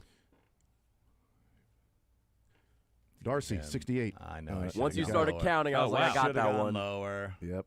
Darcy got it. 3.5 for Wow, that's Darcy. a and 3. big critics versus 68. fans. I was I gonna liked it. go mid 80s as well. I just went the wrong way. There were 100,000 ratings for the popcorn meter. 43 for the critics. Critics are like, it's already been talked about. I'm good. All right, the second movie for Sterling. The younger guys on the Chiefs are going to terrify this Raiders defense. Rasheed Rice, Xavier Worthy, get Rashard Smith involved. The children of the corn, okay? The children are going to terrify this Raiders defense. There's a long route you're getting from Who's Malachi analogy. in this story? I don't know, but come on, I'm having fun here. Let me have fun. Okay. A physician, Bert Stanton, and his girlfriend, Vicky, they drive across the Midwest to his new job. Their trip comes to a sudden halt when they encounter the body of a murdered boy on the road. Ooh, no. In trying to contact the Does it say authorities, that? Bert and Vicky wander into a small town populated only by children. Soon the couple is fleeing the youthful fanatics who want to sacrifice them through their demonic Yep, that's right. They're children of the corn. It made me scared of cornfields. But anyway, Darcy, what do you think? That's on you. There's free corn. 87. 70. 90. No one gets it. 36%. Whoa. Wow. I was shocked by this. But is it a cult classic, Mick? But is it a cult classic? What was it? What was the critic score? 36. Yeah, let's go 61. Dude, I was going to say 61, I Oh, yes? swear. I'll go 68. I was going to say 68. No, you weren't. I swear to God. I'll say 75. Mick barely gets it. 40. Oh, you got it. It was a really bad movie. When you, like, it's very, the right. book and everything, like, it's like, oh, scary. Then you, Yeah. like, see, and you're like, The book, good God, I knew he was you're going like, to this movie. It wasn't a great adaptation. There's a book of that? Darcy, what's Stephen your second King. movie? In my theme, What's your second movie? coming off of An Angry Boy, what did Brian Branch do after the game? He What did- sucker punched somebody. So my movie's called Sucker Punch. Honestly, it's you've not seen it. Okay. I haven't seen Shocker. What year? 2011. Okay, Mick, what did the It's an action fantasy movie. Oh, great, I love it. How many critic votes? There's 219, but there's Whoa. over 50,000 fan views. Wow, because pretty popular, it sounds like. 19. 38. 60. It was 22. Mick was so Let's close. go. Let's go. Ooh, you Mick got Schaefer. to 3 Yeah, above no me. way I was going to go there. But was it a cult classic? No, it was not. 31. 60. 28. 47%. No, nice. You got it, Sterling. You got a full point now. Point and a half, in fact. All right, Mick's second movie. We got 2 movies left. Let's roll. Yeah, so I'm going to do, what was it? It's Raiders week, so I'm bouncing around. 2 themes. Raiders of the Lost Ark. It was 1981. 87. No, it was 1981. Oh, 81. Sorry. 87. 81. Oh, I'll say That's gonna be way 72. lower. 94, you got it. Oh, that's gonna be way lower. Yep. Popcorn. 82. 92. 85. 92 takes is 96. Oh, wow. nice. Guys. Nice Big hit. job, Everybody Darcy. loved it. You just Critics pick popular and fans. movies. Yeah, You just well, I did, yeah. that just meant that I can't win because I had 4. Darcy now has 4.5. All right, my final movie, as we go with the John Candy themes. This one is easily excitable. Neil Page, Steve Martin, somewhat of a control freak, trying to get home to Chicago, spend Thanksgiving with his wife, Layla Roberts, and Is of course this John cars Candy. and, this is and buses. cars, boats, Yeah, and, buses, and yachts. Yes, train on a water, boat on the tracks. What did the critics think of planes, trains, and automobiles? They had to like it. It's the only real Thanksgiving movie out there, too. It's great. By the way, this should be shown all day on Thanksgiving. Agreed. Like A Christmas Story is on Christmas. I'll go 87%. I'll say 78%. I'll go in the middle. Ooh, no. Oh, God. I'll go below. 75. 93% it goes to nice. Sterling, It's a who has great 2.5. What did the fans think? Popcorn meter, Darcy. 92. 89. Sterling? I'm calculating. Calculate. Calculating. 95. 87. Yes. Mick Schaefer gets it. Still last, but yeah. With a final score of, 4.5 for Darcy, 4 for me, 4 for Mick, Oh, man, I got close. 2.5 for Sterling. That's the final score, and that's the final part What do we of have Rotten next time? Tomatoes.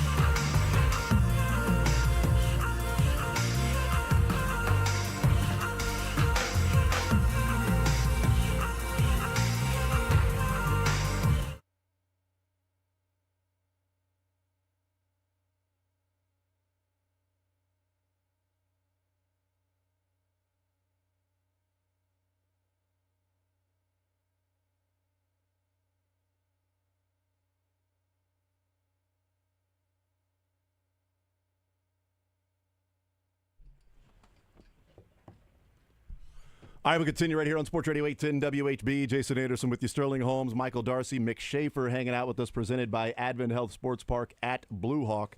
Tonight is Game 3 of the American League Championship Series. The Blue Jays are heading to Seattle, where the Mariners have a 2-0 lead over the Blue Jays. Both road teams won both games in the championship series, so the National League heading back to L.A. So I don't think we're going to American get League might not be over. National League, I think, it is does over. feel like it's over.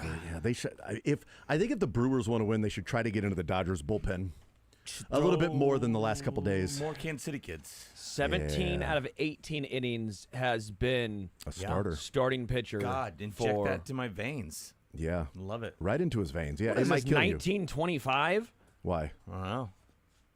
Starters just I see what you're going. saying. Right. I thought you were saying the inject it to my veins. I'm like, is that a 1920s? No, like the 1800s though.